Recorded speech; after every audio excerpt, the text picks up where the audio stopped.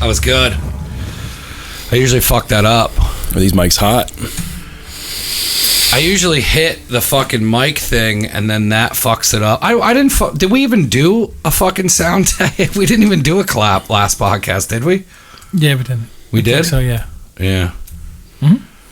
Welcome to Never Again Radio. Thanks for having me. Here is to the opening of Rip's Auto Detail. Jesse? Cheers. Why didn't Jesse, you want to get up and touch glasses with us? I barely get up. Jesse's not getting out of his seat. Let's be real about this. How are you, sir? I'm wonderful. Thank you for having me. Thank you for the gift. Oh, he gave me a gift. I have yet to present it, though. We're going to present it on air. So I noticed, since I watch all of Mike's podcasts, Thank you. These are fantastic people. If you're not listening, that's your fucking problem. Anyhow, I see he's always got his Funko figures in front of him, and I collect them. I collect them myself. It's a guilty, impulse purchase. Walking through the mall with the lady, stop into GameStop or whoever might have these. Hot Topic, something like that. And just, Hot Topic's got a fucking wall that you would not believe. You can't even go through. Do they still have the dirty posters in the back? I don't know. They do have the dirty toys in the back. Yes. Yeah. They have like the Clone-A-Willy, where you can like make a replica of your pecker and all that. Listen, there's too many things that can go wrong. I suppose, yeah. But anyhow, Rick James is one of my favorites, and I figured it would go really well with, Thank you, man. I appreciate it. Mike's collection here. He showed me this when he came in. This one's fucking dope. Have you watched? I had to stop buying them. Lisa Manzo got me into buying them. I was telling him, and they're so cheap on Amazon. I know. And then I ran out of space, and I was like, dude, what are you doing? Like, you bought like 12 of these already. Yeah, now you're going to need to buy a display case for them. No. That show, what was that? Was that the guy who wrote Beavis and Butthead and the other thing? Mike Judge. He did a show, and he did it on Rick James. Like, he has a new show that was on HBO. I don't have HBO. He did a bunch of country music, but he did a bunch of country singers. Such luxury. And he did Rick James, and it's really good because he gets the real people, but then he turns them into cartoons and goes over the whole life. Yeah, it's like good. Rick James on tour, and he's so a real. Good. Oh yeah, it's so good. Yeah. What is it on HBO? Yeah, I don't know the name of it. I've seen snippets of it on YouTube. It's awesome. Yeah, it's a really good fucking show. But yeah, he does like the life of like I forget the country singer that actually went and shot somebody and went to court, and like they cover all these like crazy stories like on the road or something. And he draws them? He converts them like whatever program that is, like make them look like the Beavis and Butthead characters. Yeah. And they do like the whole life story. Yeah, it's the same style of animation. Look it up. It's actually pretty entertaining. It's a really good show. Yeah. I sneak on HBO every now and then. I might share an account with someone. Yeah, once in a while, my girl will sign up for the free trial, and we will splurge for a week or 2 weeks. I signed back up for take it away from us. I signed back up for True Detective. It's called Mike Judge Presents Tales from the Tour Bus. That's it, where they're on tour, yeah, and it's just wild stories. They probably have it on YouTube. Rick James was a hell of a man. You can pay for it on YouTube. But how ridiculous was that sketch with what's his face? Oh, here you go. That was Charlie Murphy. Yeah. Oh my God, that's not a sketch. That's real shit, dude. That's the best part of it. That might be the funniest fucking sketch. It's just a shame that both of those people are gone now, and those stories can't really be authentically told again. I know. It's like it's logged. That's it. Johnny Paycheck, Jerry Lee Lewis, Waylon Jennings, George Jones, and Tammy Wynette, and it says and others. But Rick James is one of them. Is George Jones the guy who owns Crocodile Rockodile? George Jones is you found a way to sneak that in already. George Jones is also the owner of Crocodile Rockodile? No. No. Who was the owner of Crocodile Rockodile that Bill Lorre punched in the face? Joe Clark? Joe Clark. I got a notification on Bill's podcast that M. New, who's coming on in 2 weeks, she's she's like, I'm best friends with Joe Clark's You mean daughter. living hella good, right? Oh, she hates me. Fuck that girl. Who? Joe Clark's daughter? Yeah. M. New's like, I grew up with that family. She's like, I can't wait to come on the show and talk about it. She's a bitch. Daughter's I don't know bitch. her. I don't know her either, but I look forward to hearing about it. She just sounds fun. Yeah. There's a gnat flying around. When did you open? When did I open? Well, that's a loaded question. When did you open your spot with the shop and what you're doing with now? The current space that I'm in? Yeah. I opened that in March. That was when I started my lease there, and it's been a great first 3 months. I was excited when you first posted it, and you were like, so "Yeah." I was like, "Fuck yeah, that's awesome." Yeah, dude! It's like the culmination of 15 years worth of work, man. I mean, I've been doing this since I got out of school, and I was honestly doing it as indentured servitude before that. Working, just learning from my dad and whatever, because he was a car guy too. So, yeah. But it turned into a job right after high school, and I went to Northampton Community College and needed to work. NACALAC, What did you take at NACALAC? I was doing general studies. That's what I was taking too, Mike. But it's funny because I was only doing that to get past it. That was a means to an end, if you will. General studies. I was supposed to carry on my education because I started at Votech in high school. Yeah, and I did. Do they still do Votech? No, hell yeah, they do Votech. Yeah. And more kids should do Votech. Yeah, they should be. Yeah. Yes. If you're not doing Votech as a kid, you really should get out there. For what I ended up doing after high school and the jobs that I did, I should have been put in Votech. Oh, yeah. Yeah. No, you would have been a prime candidate for it because I've heard your stories about being just a straight hooligan in school. Wow. You were. Well, that was part of the reason why I had to do general studies is they basically made up classes and they put all the trouble kids, because Catholic school is different than public school because it's like you're paying to go there, so the smaller amount of trouble kids, it's really only like a classroom. It's not like in public school where you could have like half of a grade be a bunch of dickheads. Yeah. So they would just make these courses up. So instead of like algebra, it'd be intro to algebra, and then they'd put all the bad kids in one room. And I was mixed in with other classes, but there was a couple. So when I went to go to NACYAC, I said, I got your nat. Thank you. In my hand. Look at that ninja. You see that? Somebody got to get that on camera. It's on there. If you can zoom in and post-production. Yeah. So when I went to go to NACYAC, they were like, well, you didn't take any credited courses at all because these were all made up. So you have to take high school all over again. Ooh. Oh, man. Yeah. All over again. All over again. I had to take every fucking grade. So my mom was like, just do it, blow through it. It's not like, I would have just had to do semesters of like. That was a movie. It was called Billy Madison. Oh, dude. It was, and then like, I just gave up. I gave up. Like, I was just like, fuck this. Yeah. You know when I quit is I went to the club with Josh. We got fucked up. I was super hungover, and I told Josh to close the sunroof in my Pontiac Grand Am. And he left it open. He left it open. Hot car. And I went to the club, got dropped off at the club, sat in my car, and I just sat in a puddle of water. Oh, and I was just like hungover. And I'm like, just go. So I drove there, and I was in class for 10 minutes, and I just go, I'm not doing this anymore. And I picked up my book bag, and I went back to Josh, and he goes, what are you doing? I go, I'm dropping out. And that was it for NACYAC. It was too much of a hill to climb. It sucked because I wanted to do, and then I wanted to go back for psychology, and they were like, oh, well, you need to do this, that, and that. And I'm like, well, how does that fucking, like, why do I have to take math in order to fucking do this shit? And then I was just, I don't know. Like, if I would have went to a trade school, I feel like, and then if I would have went out into the real world like I would have maybe looked for a better job because I knew how to do something. Right. That's not entirely different from how my path went, but since I did well in Votech, I pretty much aced out of my CAD classes. I did computer-aided drafting and design, 3D You're a big printing. tech guy, aren't you?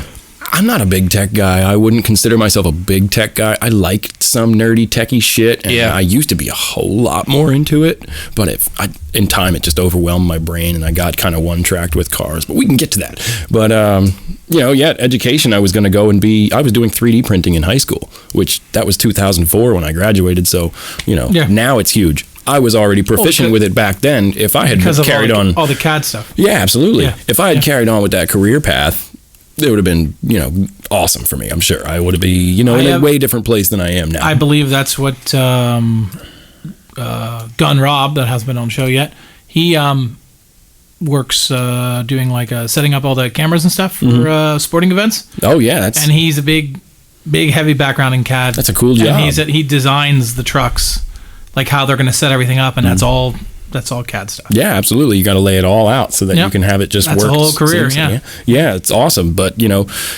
with the way that even my interests went, I could have used all that knowledge, and I could have moved into, the wheel game with cars. I love low cars and stuff like that. The custom wheels and all that. Yeah, that's actually what my dad did. He sold custom wheels. So how'd you get into cars? Your dad? That's pretty much it. Yeah, I can credit him with that. He's always had something cool in the garage. What was his big thing, like muscle cars and stuff? He liked Corvettes. Yeah, he was a Corvette guy. He's had one from almost every generation. He even had a 63 split rear window coupe, which is a 1-year car. That's a rare car. But yeah. Did he keep any cars from when he was a kid? No. In fact, that's why I still own my GTI from 2004. Yeah. Because he always told me, he said, if I could have kept my first car, I think it was a Camaro, he said, but he said, if I could still have that car, I would just be so much happier. Yeah. I don't know if he really would be or not. It's a fucking car, but so I still have mine. I've done a lot with it. It's great. It's in awesome shape. Mostly, it needs a couple things for me, and most people think it's great. Cool. I take it out to a show. I drive 500 miles a year with it. Whatever, that's fine. But that's why I'm keeping after. I wish he had kept one of those, so now I'm doing it. My dad had a Mustang Mach 1. It was like the burnt orange. Oh, yeah, Mach 1s are cool. He said that was the only car I'd ever keep, and he lent it to his friend who wanted to impress a date. So this has got bad news on it. Ooh, the guy got loaded and put it into a brick wall. Son of a bitch. They're still friends. He still talks. It had to be a brick wall and not like a dry wall. No, that would have been much more forgiving. No, my dad always stresses the brick part, and he's like, he fucking totaled it. And then back then, bricks were, bricks. It wasn't just one layer. It wasn't faux bricks. The ones that aren't real brick. No, I remember growing up. My brother was he just turned 16, and my mom always had like used cars. And my mom came home and she was teaching him how to drive stick on like a Nissan Sentry, like station wagon. Oh, yeah. And he's like, whenever you beat the clutch up, it doesn't matter. It's, it's old. And then she came home and she had a gold fucking Dodge Charger. And she's brought and I was like, no way. You have a fucking muscle car? Yeah. And he's like, he fucking fought. She had it for like, I think 2 months. And she goes, we got to get rid of this. Like, he's going to hurt somebody. We got to get rid of it. So yeah, she had a beautiful car and she got rid of it. I think for everybody. Did your brother drive like a dickhead? Oh, you're a 16-year-old kid. No, he didn't drive like a dickhead. But you're a 16-year-old kid and you got a Charger. Fuck, I mean, what the hell? But then she sold it and she bought a Renault, yes. A Renault Fuego. How dare you, Renault? Fuego. Did you just say Renault on a podcast? Because I'm American. Are you going to edit that? You never edit anything out. No, fuck that. Because you know why? I'm from America. Fuck that Renault. There's no O in the fucking whole fucking thing. I don't know what that car is, but I feel like that's what you start out in a Renault racing game. Fuego? No. It was notorious for having electrical problems. So sometimes we go out and it just wouldn't start. It wouldn't start. Yeah. Oh, those crazy fucking yeah. They still have those problems today. I am France. Yeah, they still do. I am from France. Oui. Yeah. And Renault is actually going to buy, or they're going to be going. I guess the new thing is with Jeep. Oh, that sounds like a lovely pairing. Jeep. Well, I should say. So it's Chrysler. I would say, it's Fiat Chrysler. Yeah. They want to do a thing and they want to join up. So the people are like, wow, that's great. How many more bastard children do they need? Fiat fucked up Jeep already, and now they're going to let Renault fuck up, just like how Renault fucked up Nissan. They own Nissan, and they make that shitty car. So now they're like, let's see what else they can fuck up. Yeah. I think they sold like 5,000 Fiat 500s in the country last year. They're horrible. Like 5,000. We should get one. Well, those Jeep Renegades. How much can you get them for? Those are Fiat 500 frames. Trash. That's what it is. Absolute trash. Trail rated. Yes, they're trail rated. Trail rated. Do you ever watch? You know how much that badge is worth there? Listen, I got one on my car outside. You're a Jeep guy too. I'm a Jeep guy, but I took my. I used to have a Wrangler, and my Wrangler was beautiful, and then I needed more room because I had another kid. So then I bought the Liberty, the bigger Liberty that looks like a Cherokee. Still not a Jeep. No. When it snows, it has 4-wheel drive. Mm-hmm. And where I used to take my Wrangler and pull up on snowbanks and just get out, and it was wonderful. I got stuck because too much snow was underneath my car, and Beached. I go, how the fuck does this happen? This is a Jeep. I should be going at. No, it's not. You know what I never got stuck in? I had a Subaru Impreza. Oh, those are great. 2-door. They're great cars. Dude, that car, that was probably, out of all the cars I've ever had, well, besides the Mercedes, that car was probably the most fun I've ever had driving. And I used to drive like a maniac, and my buddy would always be like, dude, what the fuck? And then he wanted to go get cigarettes. It was Josh. He wanted to go get cigarettes. And he came back and he goes, now I know why you drive your car like that. And I'm like, dude, it's like a fucking go-kart. It handles awesome. Dude, we used to take that thing. It was so low to the ground. I never got stuck in the snow once. It was just a tank and went through everything. Subaru people are diehard, and I think there's a reason behind that. My parents got like... I'm not a Subaru fan because you're a Subaru Forester. My parents got the Forester. There are some stigmas about that vehicle. Yes. I don't know if we're free to discuss those. There's a certain type of person who drives Forester. Yeah, a certain type. My father drives it, and he's a Vietnam vet. That's okay. No, the best was he fought for this fucking country. God damn it! That's more liberty than the name of your fucking that Jeep. Just reminded me of that employee. This is an '88 Honda. How dare you? But if you would present the Forester in front of him.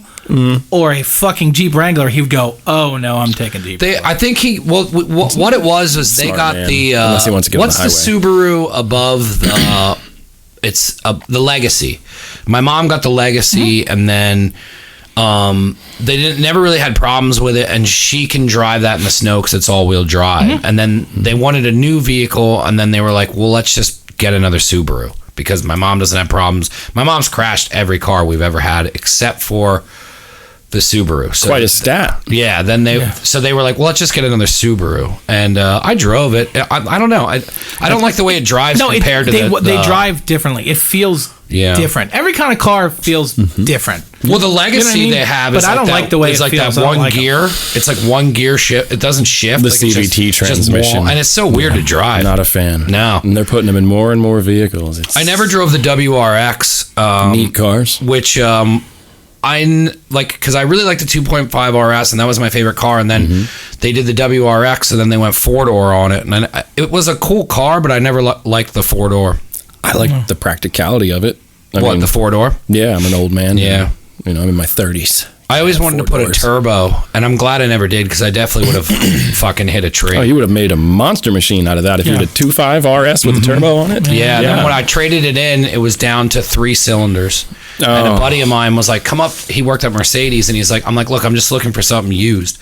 And I went up there, and he showed me this white Mercedes that had black and red interior. Are you talking about the famous Kev? Oh, are you talking about Kev? Because I worked with him at that building at that time. Oh yeah, that's right, you did. So he brought me up there, and he sold me on it because I was just like, he's like, dude, he's like, I can get your payments down to like C-Class? He's like, yeah, he got him down to like $325 a month. It's legit, dude. I'll take it. And he goes, and I was like, I don't know, Kev. And he's like, look, he goes, drive it. And I was like, let me just drive the non-hooked up one. So I drove, he's like, well, drive this one. So he made me drive that first, which is like the sales technique where you make them drive the better one. So I drove it, and I was just like, I still like in the back of my head, I'm like, I want to get a car that drives like that again. Like it just doesn't go away. But I had that, and then Kevin almost got fired because he gave me a trade-in on that, and the guy was like closing up, and he's like, just give him what you think. So Kev went high on it, and they're like, Kev, like we have to pay to take that to get destroyed. They're like, it has 3 cylinders, like the engine shot. We can't even take it to auction. Yeah, no, we're not selling it. He's like, dude, he goes, I almost got in a lot of trouble, but I just kept saying you were my brother, so they let it slide.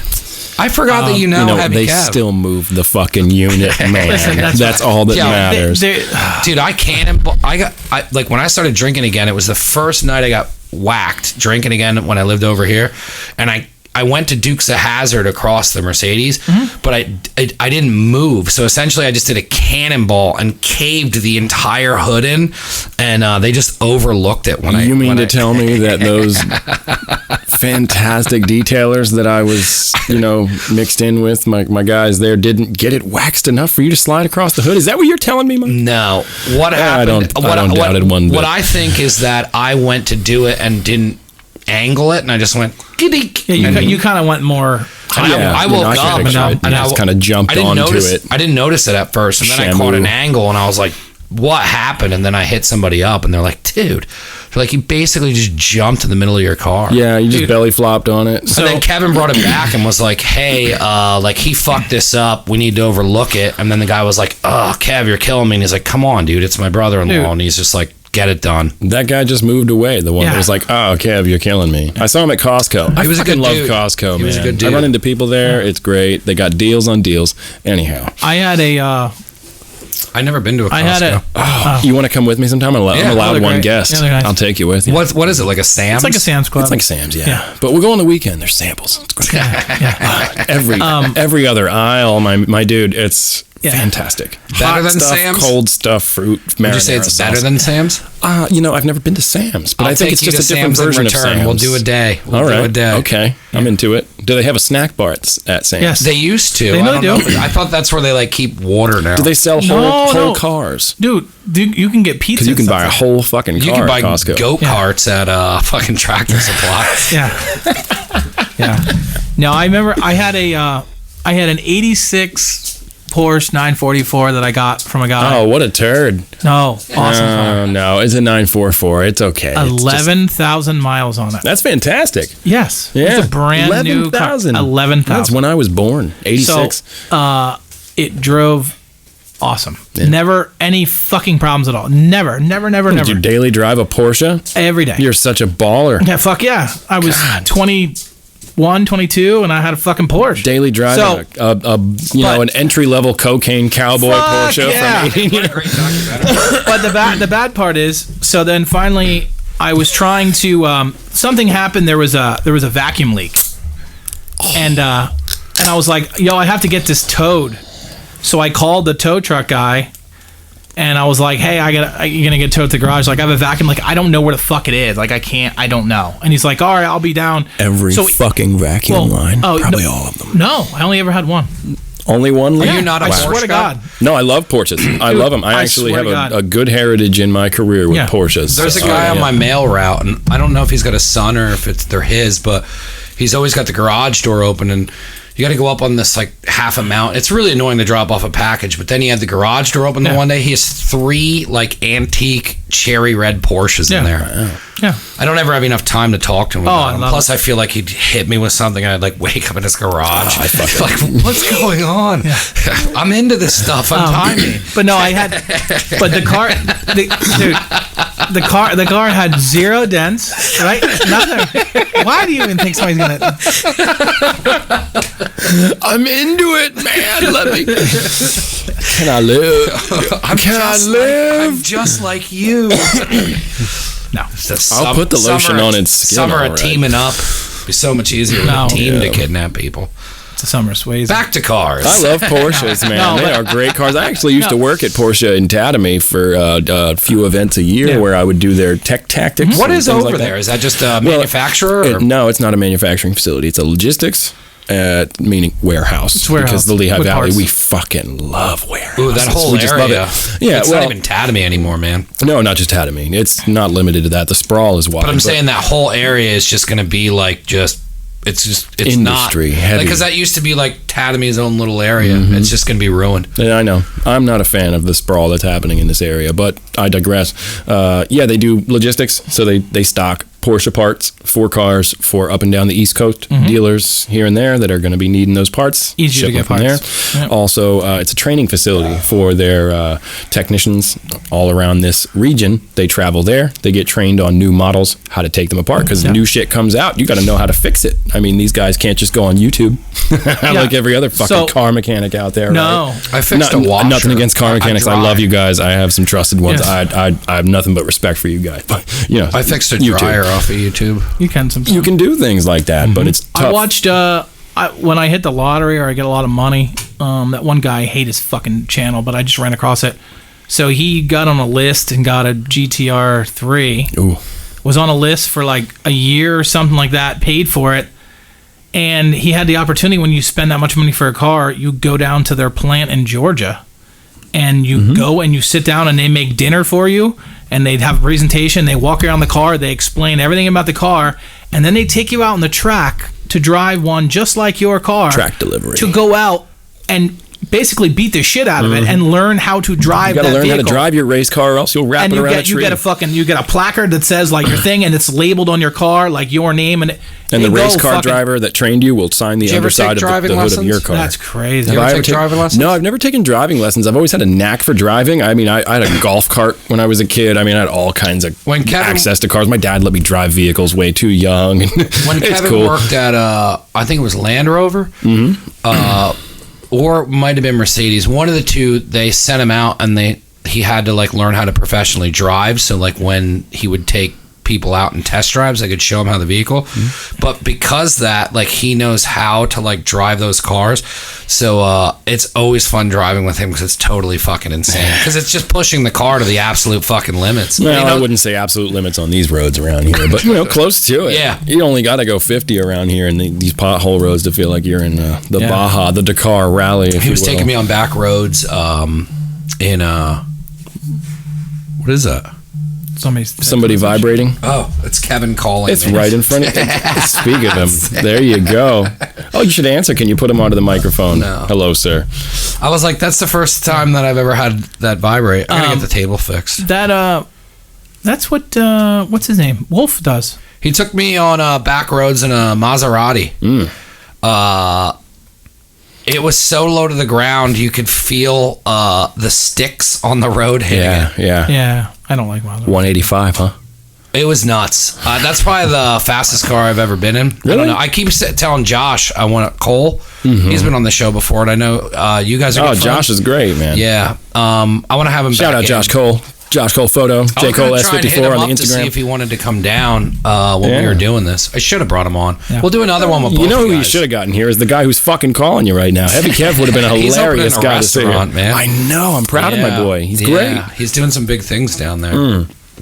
No, he's good. And he does like a staffing agency thing too and all kinds of. I don't know if he's going to have time for both. Well, I don't know if he's going to have time for both. He's going to have to pick which entrepreneurial spirit he wants to run with that day. But I asked Josh to take me out because they film and they'll go out riding. And he's like, yeah, just let me know. I just don't have time. But I want to go out. I want to go for a ride. Yeah. What's your favorite car? Who owns all the cars that he's with? Like, is that just a group of car guys? Josh? Like he films. He has what? He has 2 or 3 cars that they rotate. Yeah, but not the ones that he's shooting. I mean, typically the ones that he's shooting is like he has the old BMW. He's got right? an old BMW. New BMW. He's got the E30. Yep. And then he's got his Z. Wait, I gotta say this right. It's a fucking Z4M, I think, something like that. And then what else does he have? I think he's got like a Jetta GLI for a daily drive. Yep. Sorry to blow up your spot, Josh. Yeah. I don't know if you want people knowing what you drive. No, he tried. He tried to tell us the one day. Actually, that's funny. That was a question that I asked him. Like, what kind of cars do you have? And he was here with Scott's drunk Straka. Started just talking. Straka. Yeah, he just started yelling, and he just goes, "Oh, okay, you talk." Yeah. And then we never found out what he had. Well, I can tell you what he's got. Everybody got super drunk, and then we couldn't air the podcast because it just was we were too fucked up. And then we went to redo it, and when we went to redo it, Scott had like something like some throat thing going on, and he couldn't talk. Josh couldn't talk anyway. Yeah, he so couldn't it's like hear. 2 in a row he wasn't able to talk. It's hard to get him to open up anyway. When he's behind that camera, he doesn't talk much. He's a good hugger. He's very good at that. Oh, yeah? I have not yet experienced that. In New Jersey. No. All right. Why are you weird? What's your favorite car, man? I don't fucking know, man. Favorite cars is like that's out of everything you've owned. Everything I've owned, I haven't really owned that many. Yeah. I mean, I've owned a bunch of cars, but none of them. What was your first car? My first car. Did your dad give you a car? My first car was actually a hand-me-down from my mom. That's what I got. It was a '96 Plymouth Breeze, and that bitch was fucking smoke show. 1991 Oldsmobile Cutlass Sierra. It was the oh, my dad had a Sierra. That was a nice mid-level. I had a more. It wasn't quite a Supreme though, you know. No, I had the gentleman's car. I had a Buick Park Avenue. Wow, with the digital controls. Ooh, I have lusted after a Park Avenue for many years. It's like driving on a pillow. Have you ever seen Breaking Bad where Mike drives up Park Avenue and it's like, oh, that man's got fucking taste. The only other car that drove better than that was my dad had an old Lincoln. Oh my god, I bump stuff so often. An old Lincoln. Right. Sorry, it would you just turn and it would just be hood for days. You just see the corner just sway in front of it. It was so great. Old They don't make them like they used to. Lincolns, no, they just don't. Buicks nowadays, they're not even made here. What they will have the one, I guess. They certainly don't look like they used to. No, got little four cylinders in them. The one that's smaller, I guess, gets made in Mexico, and they asked for like a reprieve, so they didn't have to pay the tariff because it's coming from Mexico. Ah, cool. And they were like, no, you can make them here. And they said we don't sell enough. Well, if you made them here, maybe people would fucking buy them. How about it? Well, I They're still tiny, don't know if though. anybody No. would fucking buy it. That's the No, you know what problem. they are? The problem is they're very underpowered, and that's a lot of cars are going to like the smaller engines. and they're Four-cylinder trying to- turbos and everything. Yeah, they're trying I fucking to hate it.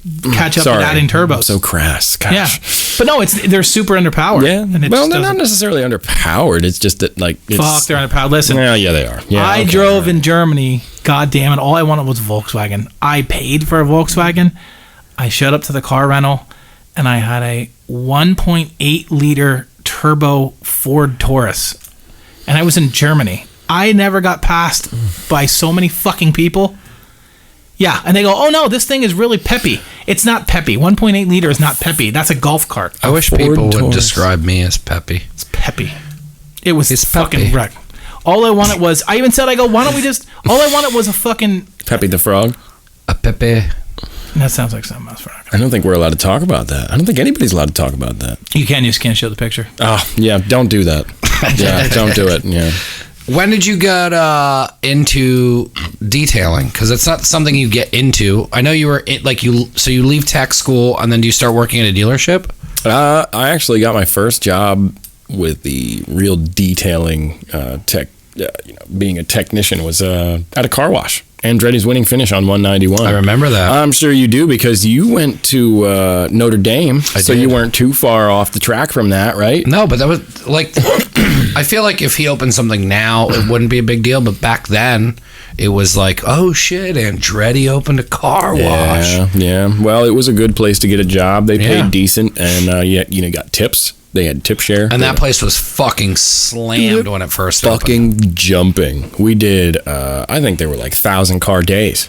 Could you fucking imagine that? 1,000 cars. I mean, we're vacuuming out up top. You send them through the car wash, and then you got to dry them at the end. And they were like, they were crazy. So were you about it. trained on like? Did they have somebody train you on, or they were like, hey, just wipe this down? If you don't have two towels, a towel in each hand, you're not doing enough. So that's your training. There you fucking go. It's a fucking car wash, Mike. That's the moral of my entire story, if you will. Car washes are the devil. At least the ones that touch your car. I'll allow a laser touchless car wash in the interim. Really I gotta do it remember, right. and I remember in high school, Audra had one of those Dodge. What were the ones that were made by Mitsubishi? They were. Oh, like a Starion? Or, No, not a Starion. No. You know what I'm talking about? Fuck. It was a Talon? no. Eclipse? No, yeah, they were Mitsubishi too. No, not a Stealth. No, it was Plymouth yes, Laser. Stealth. Yes, Dodge Stealth. Oh, She yeah, had a 3000 GT yes, and Stealth. It's the same Yeah. thing. Yeah. Yeah. So she had this beautiful Gran Stealth, Turismo, best and she car. said she goes, Attaboy. and she VR4, goes, yeah, VR twin turbo. There you go. It was over 1,000 That's horsepower. and it was Fucking- all-wheel steering as well. right. It was a neat car. But they she always drove. She goes, no, I always go to the car wash. Like I don't wash my car ever. You walked up to it, all you saw were like swirl marks everywhere, and I go, you are just ruining your car. Yeah, It was such yeah. a beautiful car. Yeah, it's a shame that people a do that beautiful shit. car. Not only that, but once in a while you just lose a fucking mirror or an antenna or something. You just Yeah. gone. Yeah. And not only did What you about lose the that, it went down the whole brushes? side of the car. The brushes at like The chamois shine do it yourself. Yeah. Yeah, I love to see people It's like just a foaming giant the hair shit out of their brush. car with this big brush. The same one and that- like the same right one that- before you was Joe fucking Mutter Yeah. with his 4x4 Jeep and he Cleaning was his just fucking up wheel at well. rocks. He was Yeah. just up at the Forbidden Glenanoco Falls and he's got shit all up in his mud. Yes. And he was washing out his fender wells just before you came along. So he's got rocks and all kinds of shit in there and here you come. Yeah, So no- let's no talk one- about here we go. let's talk It's just, about you who know. owns the one down here in the end of town, because What? they should be fucking strung up. What do you mean end of town? One down It's here in Nashville, Orwig. Oh, okay. It's Orwig's uncle, I think. dude. Orwig. Well then, How do you do it? Figured the fuck out. That place never fucking works. Nothing. So I go, you know what? I'm just gonna go there real I went quick. once and asked for my money back, and then the Dude. one in Wing Gap works really well. Well, Here's the the one on story. 248 is fine. If I just not the one that touches, just spray. And I go, all I want to do is I'll just spray the shit out of my car. I'll get off all this fucking pollen. And my wife goes, that place is horrible. Nothing ever works. And I go, you know what? I'm just gonna run over real quick. I put all my money in. I turn it to fucking soap. Nothing. Thing comes across the street out of order. And I go, you motherfucker. All I do is basically spray it with water. And I literally held it up to the fucking car, and nothing happened. And I'm like, that place is such a shithole. And they're never fucking there. It's super dated. Well, you Yeah, have the one to on talk- 248, that one there, it works every fucking time. And I can't believe we're talking about fucking car washes. Hey, man, They are the devil. I used to. I learned. How long did you work at the car wash? I worked at the car wash for probably about a year. And then where'd you go after that? It was fucking miserable. Where I went after that was actually a buy here, pay here Brown Daub pre-owned lot, which was actually a fucking house on 191 that they put a kind of paved with stones a lot around the house and filled it with used cars, cheap budget cars. And then you were detailing there? I was detailing there, cutting my teeth really on some junk ass cars. That was fun. Did you get into any ding repair? No, I've never done ding repair. There's always been a guy. Those are fascinating. Yeah. Those guys are great. I've got a couple of ringers in my contacts list that I can call for that PDR stuff. Those guys are great. Dude, they fucking, you show them something, they're like, oh, that guy's never gonna fucking get they're it. fucking like 2 minutes later, he's like, oh, like you fuck. Yeah, he's got his little picks and he's working with his fucking Popeye forearm muscles. Like, I got it. I called it dent repair when I did the Mercedes number on the hood, and the guy just goes, yeah, I'm not touching that.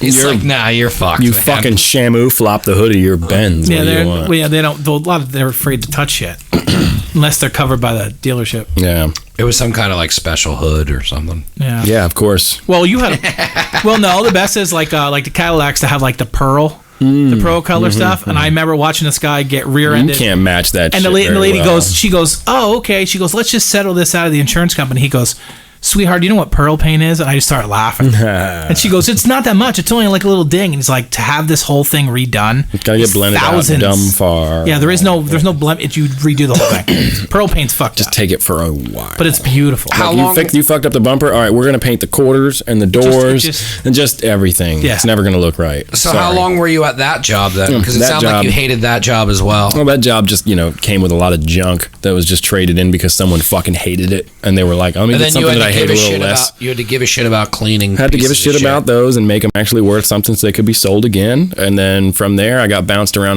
that was technically not working for Brown Daub. I was working for a company called, I think it was ATA.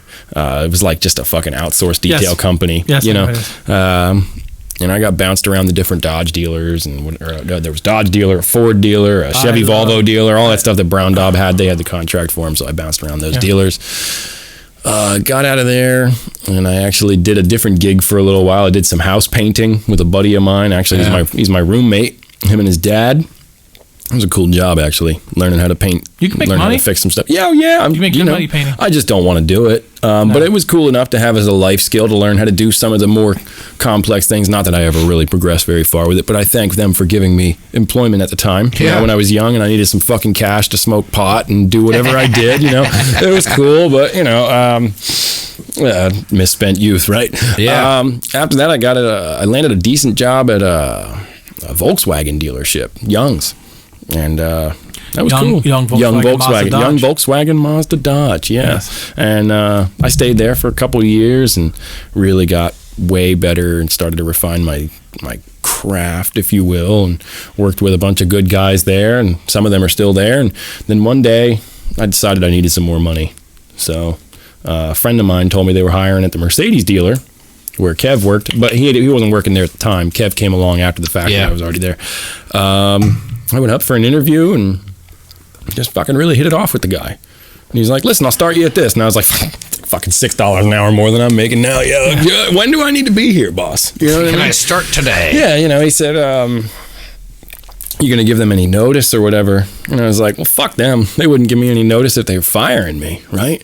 I know it was a dickish thing to do, but I was fucking like 20 something. I was dumb. So I walked into my boss's office at Volkswagen and I was like, hey, we got to talk. And he's like, hey, what's up? I was like, I fucking quit. Okay. When are you leaving us? I was like, I figure like 15 minutes from now. I'll give you all my uniforms. You can count them up. I'm out. Cool.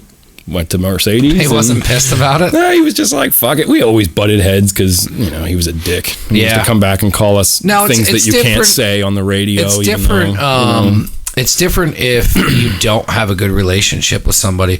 Like, I always give 2 weeks, but if I don't have a good, like, if you're going at it all the time and the person's treating you like shit and you're leaving because they're an asshole, even though you don't hate the job, you hate working for that person. Yeah. Totally justifiable. Yeah, I didn't necessarily hate the job. I didn't, I liked what I was doing. That's what I'm saying. It sounds like he was an asshole. I didn't necessarily hate him. He just had this fucking like chauvinistic thing, and he would come back and, call us a bunch of pussies and fags and all this stuff. And I'm like, sorry for anybody. That's not a thing that I would say. I was quoting that British man. cigarettes. But still, you know what I mean? Yeah. Just apologize sticks, to Jesse. A pile of sticks, really. That's what he would call us. And it's fucked up, but, you can't, as a boss, ribbing is cool to a bunch of guys, but, like, I just hated the way he did it. You know what I mean? Like, all right, cool. If I'm actually your boy and we buddy around, that's great. But, like, don't come back and address us as fucking pansies or something like that. It's like, I'll fucking whoop your ass. Or at least two of us will. So let's go. We have an army. Whatever. So yeah, it was just fun to quit to that guy. Yeah. My actual shop foreman, that was cool. I shook his hand. I was like, thanks, man. You're fucking awesome. I still go back there and I see him. Eddie Merritt. Shout out Eddie Merritt. That guy's been there for fucking a long time. Great guy at Young Volkswagen. But the other guy, I'm not going to mention him. That's fine. Yeah. But it was easy to quit. So you started at Mercedes then? Yeah, I started at Mercedes and I, joined their crew and ran with it. And one day, they made me manager. We didn't have a manager. That was cool. So did that. Grew and took care of the guys, got the chemicals all sorted out. Took care of their customer detail program, really ramped that up. They weren't really selling a lot of those. Did they require their specific type of stuff? They... Because Mercedes is pretty picky. How do I word this? Okay, so they might say you have to use certain things. Yeah, but what it really comes down to is what the dealership wants to pay for. That's what I'm saying. So they might recommend it. But no, I know, like, companies like that, because they take pride in their fucking vehicles. So they say, like, listen, it was the same way when I go to the Porsche dealership. I had to go and get some fucking stuff, and I was like, hey man, here I am, I got an old fucking Porsche, and I was like looking, and I was like, hey man, I'll get some like wax and stuff, and I'm like, why is this so much? And it's like, because it's Porsche. Like we actually care about our vehicles. This isn't a fucking Ford fucking Probe. We don't use that shit in the detail shop. No. We just don't. No.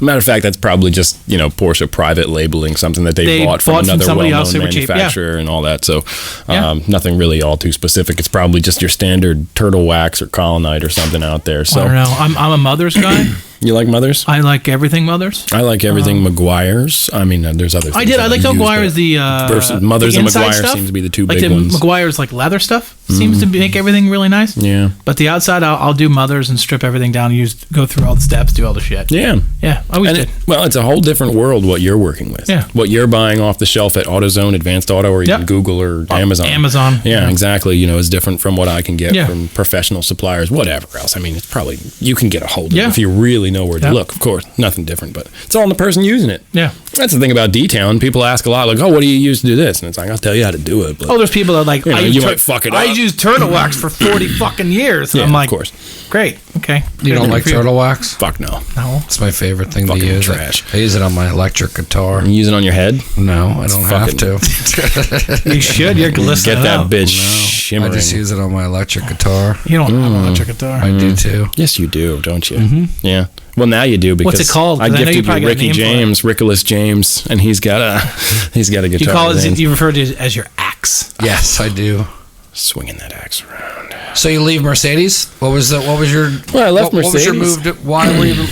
I was with Mercedes for 6 years. It was great. Wow, that's a long time. It was a long time, and I didn't mind it there. I mean, it's a super nice facility. Oh, yeah, that place was great. I mean, they didn't give detailing any of that nice facility aspect, But we had heat, but we didn't have air conditioning, that's for sure. That special coffee out front. They kind of frowned upon that. Oh, my God. Just walking up and getting They were the hired help. Shit, Hired help in the back. Yeah, we had vending machines, though. We had some vending machines. It must have been cool to run the detailing end of it and be the manager, so then you could take care of the people that were there because you were in that position at one point. Yeah. So they probably respected the fact that you were like in their shoes, and then now you're like, oh, well, this is what I would have done. You would think this that. is how I wanted to be treated. You would think that. Some of them were really cool with my transition or whatever, and other people were just jealous from going from being one of them to the step above where it's like, oh fuck, now I have to listen to this guy. Some of them were cool with it. Some of them were not receptive. It's what's going to happen. But did that for however long, and one day Audi got sold. If you recall that, Audi got sold to was it fucking Ciocca?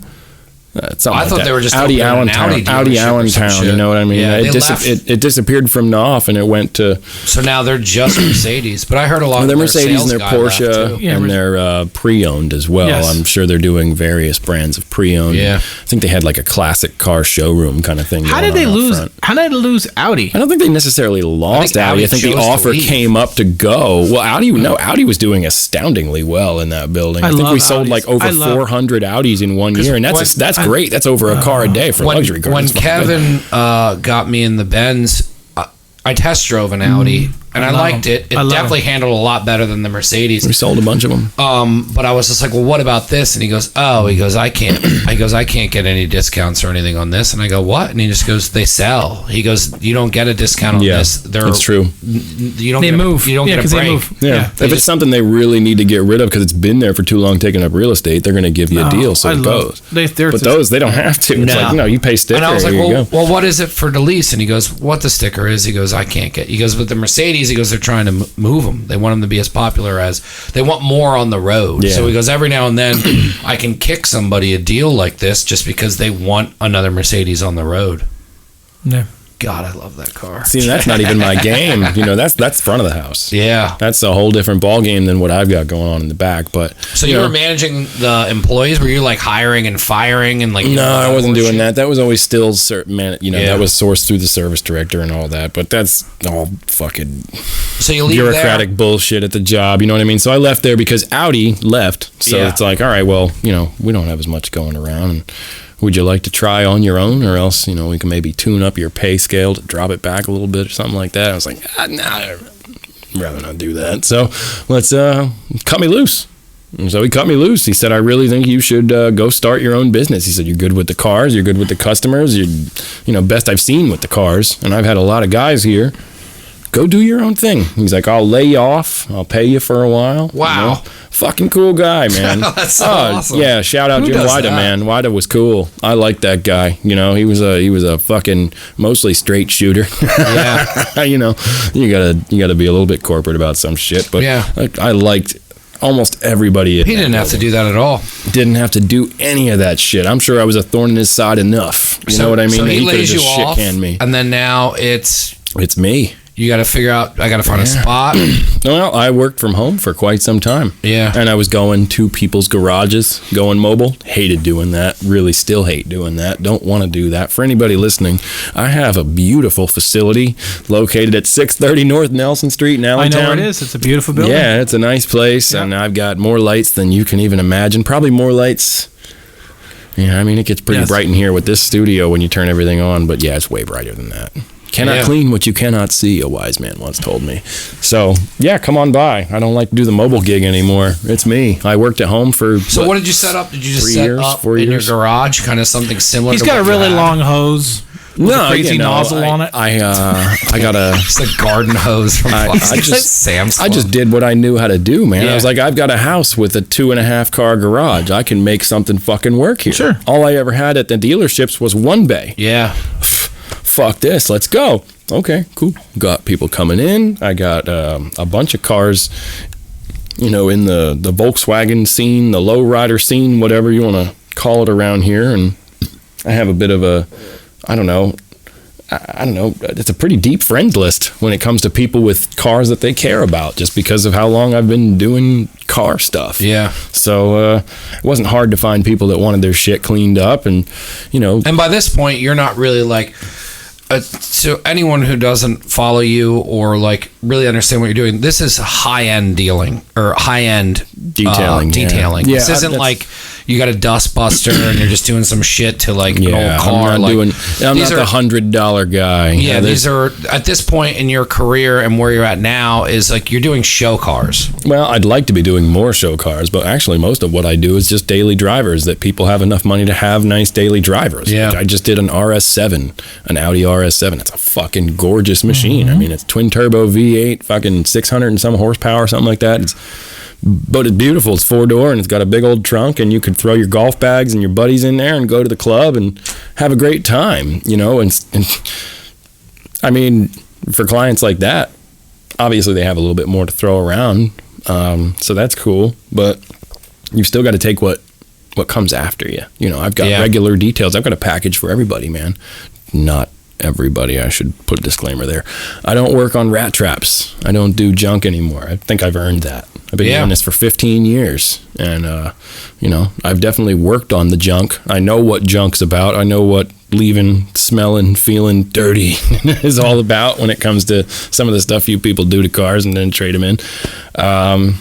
So I like to think that I've earned doing the high-end stuff, and I try to stand head and shoulders above whatever else is going on. Not to put anybody down. I just try to be the best I can so that I can make you as happy as you want to be with the service that you're purchasing, especially since it comes at a premium.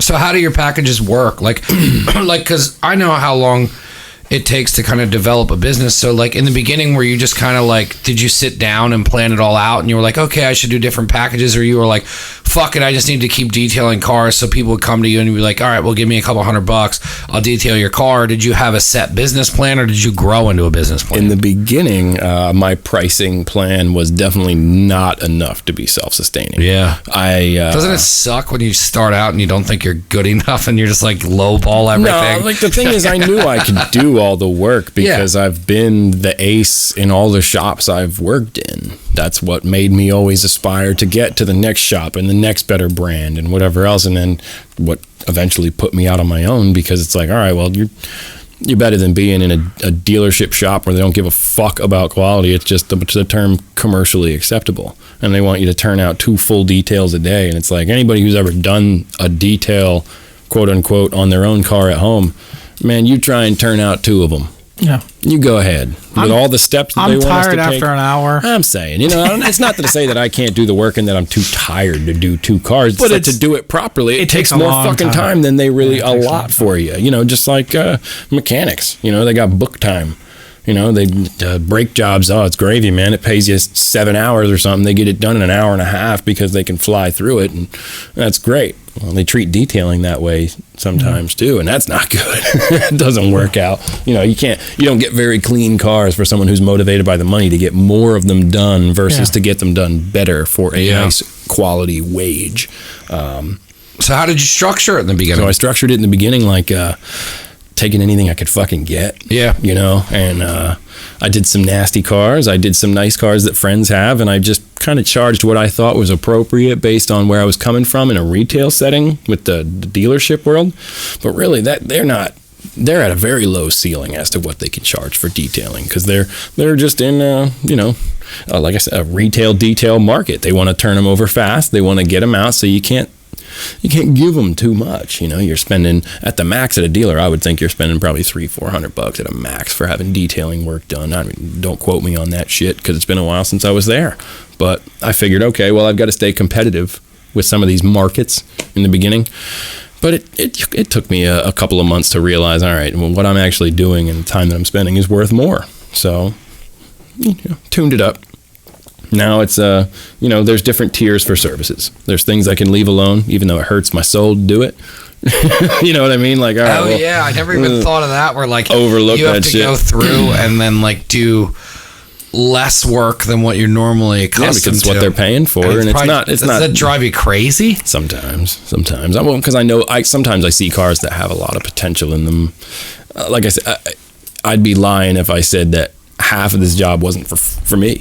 You know, they're your cars, but half of it's for fucking me, man. I love to see the result that happens. I was gonna say, and it's getting a job completed. Yeah. So you take something that's messed up and you make it look nice. That's like my favorite part of it, man. That is one thing. I mean, it's not really comparable, but when working with DJ doing the cleaning jobs, I would always say to him, I'd say, as much as sometimes this would suck or like the work wasn't anything, I never minded cleaning because you had a totally different finished project at the end. Like you could see your work and the progression of your work, even if you're doing a floor. Like if you're waxing a floor and like you do a really primo job on it, like just to watch the transition of it, and then when you're done and you're sweating and it's ball busting work. And I always said that to DJ where I was like, I said the only thing that's awesome about it is you get to see the finished work, the transition of it, the change it's cathartic. of it. Yeah. It's like, fuck, that feels good to see that. And, you know, it's awesome. Some people call it magic. What all your magic hands or your you do your secrets and stuff, and it's that's like what the ladies say about me. Yeah, wow, magic hands. Not anymore. I'm a married man. You know what I mean? Married man. What the one lady says about you. She had magic hands. Yeah. I used to be called Magic Toes Mike. Good with the button. I had a stripper at Platinum Plus once that took my shoe and sock off. Oof. Oh. I don't like that place. Ground upon it with their nethers. Yeah. The regions of nether. I don't know. And it was the strangest fucking experience, Mike. I mean, that was the worst $20 I think I've ever spent. It was just so awkward. Like, that's my big toe, man. It's very forward on her, but it's also so forward to the point where that's such a fetish that, like, she wasn't doing that hoping that you had a foot fetish. That was for her. That was all for her. I did not ask her for that. It was not me, getting anything out of that deal. It was just, she just began taking. Do you think she gets thrown out of strip clubs and, like, they sit her down and they're like, hey, listen, we need to talk. You can't rub on guys' big toes. We've had complaints and we're getting known as, like, the foot place. I don't know. Yeah. To each their own with their fetishes and weird stuff, but I'm gonna start calling it Platinum Plus, because ladies are all about those flats these days. It's casual, very casual. You know what hit me with that? That's actually very tasty. The feet thing I never understood. You can do it. I'm steady. What is this again? It's from Birthright. Thank you, sir. It's some blackberry schnoz. I would love to plug them, but they never got back to me about coming on the podcast. Birthright. So something. Yeah. They do something. We asked them to come on. They just never got back to me. Yeah, so why would you want to help your business? I mean, yeah. So when I use this as a promo, Birthright, thanks for getting back to me.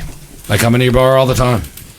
I got back to him. He put me on the podcast. Maybe we will have on. It was fucking cool, man. I was like, hey, thanks. Maybe we'll have on 13th Fret. You know who I want to have on is a Separatist in Easton. I think all the other breweries hate them. Good. No, I want them on. I haven't heard much about that place. Well, it was originally Soul. Okay. And then something happened, and then this is why and I don't even want to get into it that much because I don't know the story. And I want to know. Like, I want the story to unfold. Yeah, I want to know. Talking to him, I don't want to look into it too much. So I'm going to ask Nat and Sue about it. So then I think they were Soul for a little bit, and then something happened, and then they turned it to Separatist. But that Bozergeist is over in Easton as well. I don't know who that is. Whatever. Boozer. As long as they're not. Is there any more of that? No. You can share mine with me. No, it's all right. He took a whole glass. I'll get a Keystone. Yeah, look at that big mug he gets. They taste just because you went and got it and purchased it with your own ill-gotten money. How much was that? $65? No, $18. Not bad. For the growler? That's pretty good. Yeah, it's not bad. You have to have your own growler. A lot of them, if it's just regular IPAs, oh yeah, you like bring 16. It back. Yeah, yeah, yeah. They clean it and everything. But, they clean it for you. Yeah, they do everything to give you a new cap. As long as Separatists, the first question is, how do you feel about Weyerbacher? If they go, oh, they're a bunch of dicks, come on our show. I heard they're going to be closing down. No, they're not. Okay. I heard. No, he hates Weyerbacher. That's the problem with hearing. No, what happens is they're filing for bankruptcy. Okay. But they're filing for bankruptcy so they can fuck over everybody that they owe money to, because someone's already going and financially backing them to expand. So basically, they're saying, "Fuck you, everybody," and then we have somebody ready to give us a shit ton of money to expand our business so we can get bigger. So the way you get bigger is you fuck everybody over, and then No, I don't like Weyerbacher. Fair. So those people, this is pretty good, actually. I'm a fan. Yeah, this is my second helping of it, and it's not bad. Yeah, I don't know how. I wish it was had a little bit more wheat taste to it. I'm not normally one with the flavored beers. It's a wheat. Well, it's not necessarily flavored. They only add the blackberries at the end. Oh, because it's a wheat beer. So Belgian wheat, you have to make it a certain way. You can't add shit to it. Okay. Yeah, well, you can. They add like coriander and. Wheat beer usually has like orange peel and shit. I used to rub coriander behind my ears during football games for good luck. How did that make you feel, Michael? We always won, and I blamed it on coriander. Blamed? Mm-hmm. It was all the coriander. No, he's making that up. Yeah. No, I like to run with it, though. How long did it take you to get into brick and mortar? Brick and mortar took me fucking long time, man. Was it back and forth on if you wanted to actually almost do 4 brick and years. mortar? Almost Brick and 4 mortar. years in order to get into a brick and mortar spot because they are not in abundance, not in great abundance in the valley for what I needed. Yeah, because you basically just needed a wide open garage, right? Yeah, I don't need 5,000 square feet of space. I don't. What do you want me to do? Your mic sounds like you're far away. How about now? There you go. I wasn't far away. I moved it because of all the popping. You're probably putting it down. Yeah. Okay. I'm sorry. That's okay. Yeah, there aren't a lot of camera on. detailed that do brick and mortar, and I know there's another one freshener that's down the road from my office, and it's literally like a quarter of a garage, I think. Yeah, you don't really need much depending on what you've got going on. I'm just a one-man show. Yeah. So I needed space that I could. Do you like working by yourself? Yeah, actually I do. Just listen to music all day? I listen to podcasts mostly. Yeah. Yeah, I listen to your podcast all the time that you come out with new episodes. That's great. Yeah. I've listened to your back catalog and I really enjoy it. So Thanks, I want to say thank you for giving us entertainment like that because. No, I appreciate that, especially when it's coming from people that listen to other podcasts. Oh, I listen to all kinds of podcasts, but yours is definitely in my fucking library right there. Man. It's right next to Joe Rogan. Man. I mean, it really is. I'll open my phone and show you. It's fucking right there. Yeah. I got you. I got Joe Rogan. I got the Joey Diaz, and I love that shit. Coco. You guys are funny. I just started a new job where I can listen to 2 or 3 in a day now. Yeah, fuck yeah. Yeah, it's nice. My girl's trying to get me into. Shout out Fabienne. She's great. I like my girl. She's cool. She's cool. Yeah. Mike, you've met her several times. She's so great. Whenever we go down to the American. That place. Yeah, well, I don't edit here, fellas. So no, that's fine. You don't have to edit. I'm not going to say anything that's out of line because listen anyway. Yeah, no, it wouldn't matter if he did because I'm not going to say anything bad about him because you know what? I still love you, John Rogers. You're a good guy.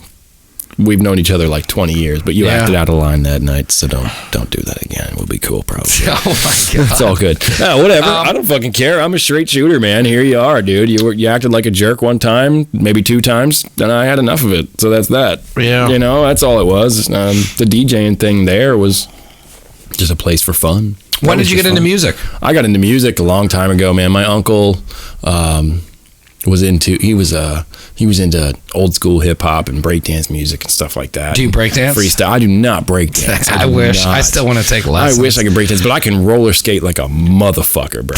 I'm telling you that much. I used to be on a speed team at Skateaway. I was going to bring that up. Listen. So is that how you know John? Actually, that is how I know John from Skateaway. Yeah, I was. I never joined the speed team. I was asked multiple times. You ever do speed? I was a lot thinner back then. No. Yeah, I don't think I ever did. Just break it up, man. Just fucking break it up. We're just talking about roller skating. We're talking about some good, honest fun, and then you bring in good, honest, clean, fun. wholesome shit. Like, hey, cool. You ever murder people? First of all, if you do speed, like that is good, honest fun. If you do speed in a trailer in the mountains, that's not good, honest fun. Meth. And you're like, hey, man, we got time to kill. Let's do some speed. That's a good fucking time, man. I kind of don't think it is. I've seen videos online and pictures. Are you speaking from experience, sir? Yeah. No. I never did speed. I never liked... Have you ever looked at Faces of Meth online? Oh, boy, that's an eye opener. Yeah. Faces of Meth. I got into a lot of stupid shit with my friends when I was younger, but I always stayed away from the big ones. Like, you know what I mean? Like, I never did coke. Nope, never. And then I never smoked crack. I never did heroin, but like I did stupid stuff like whippets. Only time I think the dumbest thing I probably ever did was huff gas. Yeah. Wow, you did that. Oh yeah. Yeah. Not like as a recreational hobby, but I've definitely done it a couple times. I mean, like sometimes it's a little strong when you're at the pump, but fuck. No, like it was like in my parents' garage because we couldn't get drugs, and then it was just like you huff it a couple times. I never huffed anything. Oh. That's so weird. I did by accident. Whippets is fun. I did a couple whippets in my day, and I really didn't like that feeling. You ever do computer cleaner? No, what dust the off? fuck? Yeah, that's good wholesome fun. Yeah, that's fine. What the fuck? Well, that's what you learn at Notre Dame there, right? No, apparently it was different, right? Yeah. Apparently, since you went to Notre Dame, and they were like no fun there. They were no fun Nancy's, just like, I remember asking, you guys don't do drugs? I remember, dude, that's how it was. I remember asking this kid what he was doing over the weekend. It was Liam Tavani. And I said, what are you doing this weekend? And he's like, well, I think we're going to play flag football. And I'm like, what? And I'm just like, well, are you guys going to get beer or anything? He's like, no. He's like, why would we get beer? And I'm just like, well, you guys aren't you're not going to get drunk this weekend? Yeah. He's just like, no. we're gonna play flag football. And then I went and played. Like my parents weren't. I'm sure dumb. you had a great time playing flag football. I did the one time, but like my parents weren't dumb. They were totally cutting me out of what I was doing, which was just getting fucked up with my friends on the weekends. Yeah. But they were like, wait a minute, you can get beer and like you drink on the weekends? And I'm like, yeah.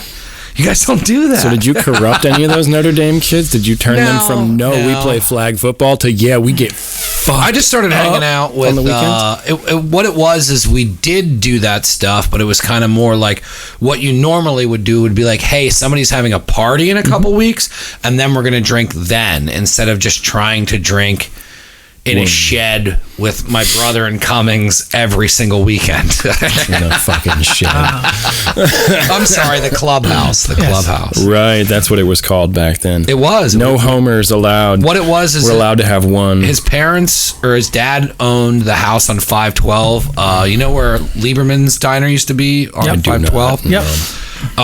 Down from there, his dad owned a tree business, and there was a house, and behind it was an old barn, and inside was like a chicken coop barn area. So Kyle had put carpet in the section that we would hang out, and we put 2 couches and a table, and we had another area up top to hang out at, and we would just hang out in there and just, we'd like dirty magazines, and we'd smoke pot and fucking drink beers, and we'd hide our bong in the ceiling, and we would just constantly be like, yo, how are we getting hotties? Now, how old were you how when are we doing getting this? 14, 15? Fuck, man. God, when I was 14, dude. Yeah, no, see, like, I didn't do a fucking thing. Well, see, that's the thing. Nothing until I was 420 of my senior year is actually when my friends hijacked me and made me smoke. See, I was getting out of everything then, because I was so deep early that I was just tired of getting in trouble. So when everyone else was just starting to get into it, I was like, I've had enough. That's great. You got it out of your system early. No, you fucked up your developmental years a little bit, but you took a momentary. No, it's a shame, because I saw a lot of friends that weren't quite as sharp as they should have been because they got all kinds of fucked up in their earlier and then years. I remember I started hanging out with Josh a lot more, and Josh he didn't do drugs, so we just would drink, which then it just meant my parents were totally okay with that, because they were like, he's not doing drugs, he's not getting arrested, he's not doing stupid shit, they're just drinking. So I'm totally okay with that. And then when I turned 21, then it was just a shit ton of drinking, and then it was just too much. It just kept going more. And then when I was 28, I was just like, I'm done, and I just quit for 10 years. And then I was over doing the same thing every fucking day, and I'm like, you can't have a beer and behave. And then you turned a corner. An adult. Yeah, I turned a corner. It wasn't easy. I had to put a dent. I've heard about all this through the magic of your fucking podcast, man. Did you realize how much you've taught me without knowing it? No, it's cool, because I can respect that like crazy, because some people, once they decide to get off that path, I definitely fucked up. Cannot slip back into it, or else it'll be a real fucking black hole, and they're not going to get back out of it. Some people don't have that kind of willpower. Or I woke up, my glasses were broken in half. My dog was sleeping in the hallway. The door to my apartment was wide open, and I smashed the hood of my Mercedes. And I could have easily been like, you got to go back to being sober. My Mercedes. And I was like, God, that sounds so fucking good to say. My Mercedes. Yeah, I'll smash the hood of my Mercedes. All I said was, there's a line now. Here's your line now. It's been drawn in the sand. So there was a line, and we're not going to cross. And it seems like I might have tiptoed over. Yeah, that's it. I mean, I just jumped the line. It's how people overdose. He was a habitual line stepper. They go back to what you used to do, and I thought I could drink like I used to 10 years ago, and I didn't have a tolerance anymore.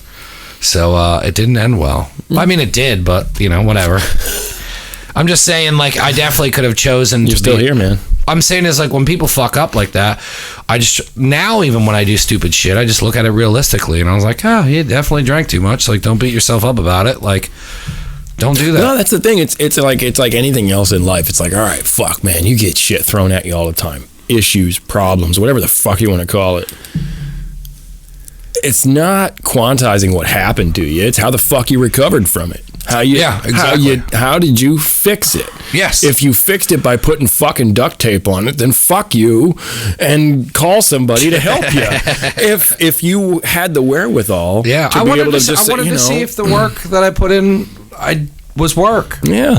No, I admire that like crazy, man, because like I've never had substance issues or anything like that. I've been able to always keep myself in check because I like to be very, even when I'm, yeah, we've all been inebriated, man. This shit happens. I know I'm a business owner and stuff, but I'm an adult too, and we can all identify with this shit, right? So we've all been fucked up, but even when I'm fucked up, I like to try and keep some semblance of order. I'm just that kind of person. Even when I'm bombed and I've had way too much beer or whiskey or whatever the fuck you put in front of me, even though I've only ever really done pot and like a couple of hallucinogenics, I don't really care for the... Never huff gas? No, man, I've never done coke or any of that stuff. It's just not, the hard stuff's not really for me, man. I like the organic aspect. I feel like of I it. was Pot's scared. Cool or whatever, I feel like I was scared in health class. Well, of course, that was their campaign, man. That was their entire agenda worked. to just be like, no, it's all going to fucking kill you. I can only envision that if you smoke crack, like from The Wolf of Wall Street, like the first time he gives it to him, he smokes crack, he just goes, That was just holy shit. And I'm like, I saw that and I was like, not saying I was going to smoke crack before, but I'm pretty sure I'm never going to. How about his role in that movie? Oh, Jonah was just Hill did on a when we were fantastic on, job. Oh, Jonah Hill was really good in Fantastic that. job. Yeah. I mean, The what was on? Steve. We went to. Yeah. It's just like, what's her face? Women's shoes. That super hot chick comes in. He just starts jerking off in the party. Yeah. Like, she's perfect. And all they do is laugh at him. What was it? When The Revenant was on when we were. See, I've still never seen that. And then it was back to back. It was Revenant and then Wolf of Wall Street. Wolf of Wall Street. Wow. Just the duo of DiCaprio. Yeah, Just he's a beast. madness. He's in the new Tarantino coming out, Oh, his. and so is Brad how many? Pitt. How many films is this now? It's 9. 9 films. Yeah. Is this going to be his penultimate film? I'm sure he'll keep doing them. He better, because I love his movies. This one's kind of based on That Hateful Eight shit was great. They're like stuntmen, but then it's also based around the Charles Manson time period. I don't know. It should be good. I like all of his stuff. Yeah, I'm really into all of his projects. That's pretty good. Yeah. Pulp Fiction. I mean, who the fuck doesn't like Pulp Fiction? One of my favorites was, and not a lot of people love it, but was Death Proof. Death Proof was great. Yeah. I love. Which one? What was the one that was written by Ramirez? It was the. Was that the other one? They did 2. They did back to back. Yeah. It was Because I like the Planet something, Planet Terror. I don't know. Yeah, Planet Terror. I think that's what it was, actually. Yeah. You're very good at that.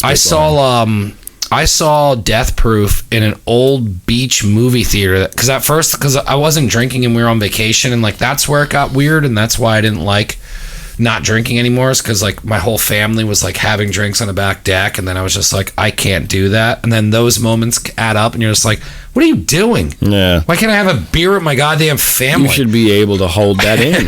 Worst case scenario, my mom says Michael. Michael. That ain't me, man. Oh no, it's a timer. That's very definitely not my tropical. It's not my jam at all. Very tropical. So we What are you timing?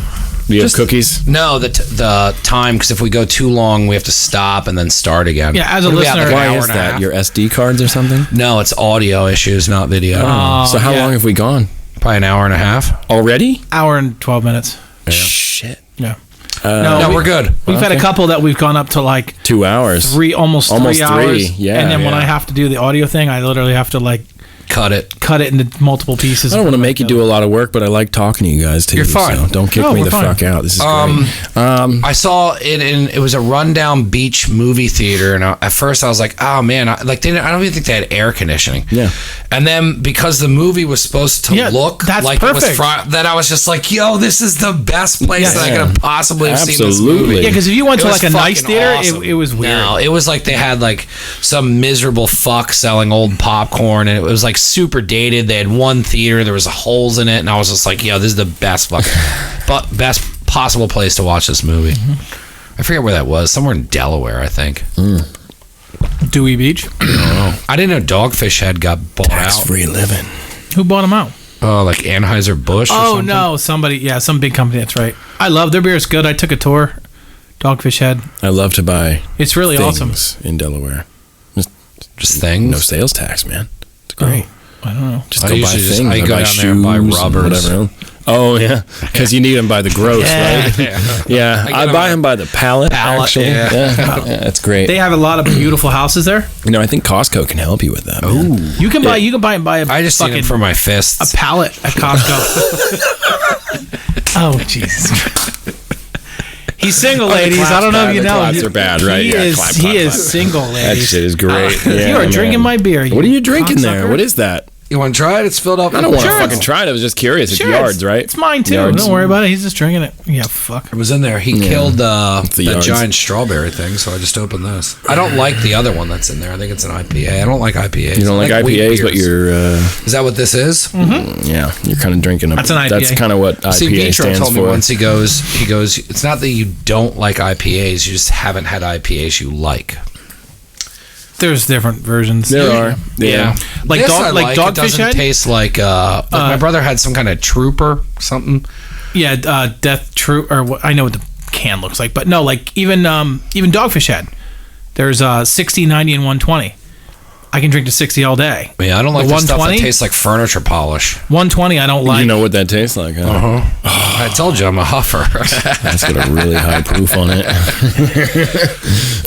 Yeah. No, I never did any huffing or any. Yeah, you're not supposed to. No, never did that. I like my brain. I really do. I think it's got some good stuff going on in there. So it's like, all right. I got really screwed up when I had that Porsche. Oh yeah. I wanted to change. You'd huff the seats. No, I wanted to change the fuel filter. Okay. Just because I figured, why not? Yeah. So I got one. Ordered it. You should do They that. shipped it over from fucking Germany. I got this cool box. This is amazing. Hans put it in a box and shipped it over. I was sitting there. I jacked up the car. I'm sitting there and I go, how hard can it be? All I'm gonna do is crimp the fucking the inlet and unscrew everything. I had the super fucking gas in it, like the one that doesn't have any ethanol in it, like the race 93. Did you? Oh no, like the race fuel that has no. 100 plus octane. Oh some nasty fucking! stuff. It was high tech because I run it like that all the time. You got this out of a pump? Yeah, you can get one over on Airport Road. That's right. Yes. I forget what the name of the place. Airport Road Garage. Yeah. It's they got that. So I believe that's Mitch. So, shout out Mitch. Mitch is cool. Yeah, Mitch is a good guy. The inside of my thing, it said I had to run at least 91, like in German. So I was like, fuck it, I'm gonna put like 100 something in it, and it was super high test. And as I let go of the fucking fuel filter, I got drenched in the face by super high test gas. That's great. And my face turned bright red. And I got really, really fucking dizzy, and I was laying on the ground going, "Someone help me!" And my mom's like, "What are you doing?" I was like, "I don't know. Someone grab a wrench and do something." You're really susceptible to gasoline. Bad. It was fucking. I was. I used to out love of the my mind. smell when I would go with my I used to too. Not after that. No, now it probably sickens you. Yeah, I don't like it. Yeah. That was fucking super hot. That's one of life's most organic joys is the smell of it's like, oh, this fucking gasoline, dinosaur bones getting pumped out of us. Until you get fucking. You ever get a mouthful of fucking gas? Yeah. Siphoning? I had a lot. No, I've never done that actually. Yeah. That's something I've never had to do. I don't think you can do it anymore. New cars. I've never run out of gas. Never once in my life. New cars have that ball inside. You can't get it. No, it was for like something with siphon proof. Yeah, emptying a gas tank off a dirt bike. Yeah, you can do it with those.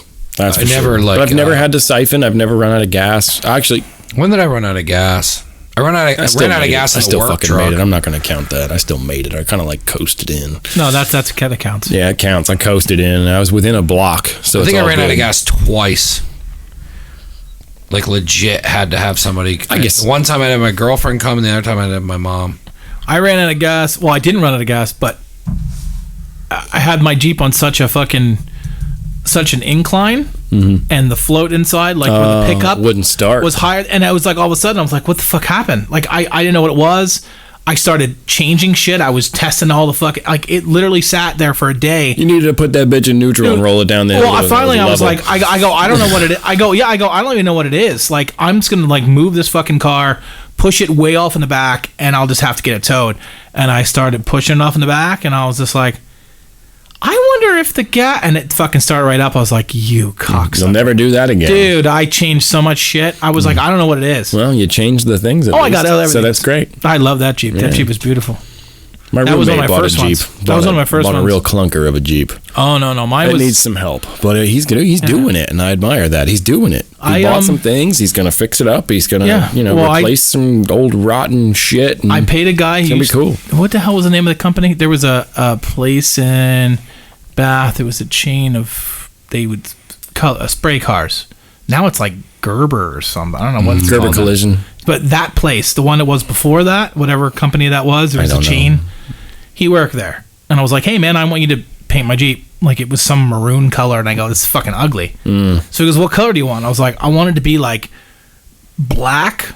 And I want, like, a shit ton of, like, mica. So when the light hits it, it, like, has this Like fucking a fucking crazy. bass Yeah, like a boat, fucking. And I was the one, he goes, okay. So he comes over and he's mixing it. And I go, that looks really silverish. And he goes, yeah, that's the shit I put in it. It made some kind of weird color that didn't match any other color, and I was the only one that fucking had it. It was an awesome fucking Jeep. Real custom mix. And then there. and then one day my clutch went, and I paid for that. And then the next day, the window broke. And then the next day after I fixed that, I was like, fuck, I'm really losing a lot of money. The wiring harness, whoever had the Jeep before me decided to take the fuses out of the wiring harness, which I wouldn't understand why you would do that. I don't. So I'm at a loss. So while they did that, it literally fried the wiring harness. So I said, I just spent all this money and now I have to spend another $1,000. And I was like, I'm just going to sell it.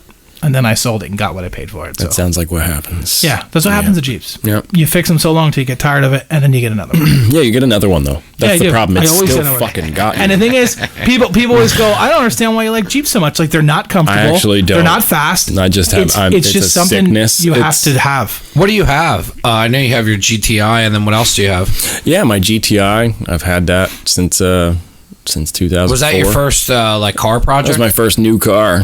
Yeah, got that in my senior year of high school. Actually, it was fucking awesome. Had it since then. It's cool. It's on airbags, all that shit. I've done all the dumb stuff that you do to Volkswagens and everybody makes fun of and whatever. Mine's still cleaner than yours. That's cool. Doesn't matter. But doesn't matter. Volkswagens my daily is actually another Volkswagen. Yeah, it's a CC, which I really like the styling of. I always wanted. They only made those a couple of years, right? Yeah, I think they started making it in like. Fuck. Why? Why did they stop? I'm an asshole. Did you guys see that on the video camera? Hey, what's up? You see that? Yeah. But I recovered anyway. I think they started making them in 2009, and they made them till probably like 2 years ago. Now they replaced it with the Arteon. They call it the Arteon. Okay. But I would never buy any first year model. No. Never. You always got to let them work the bugs out of that shit. Especially Volkswagen.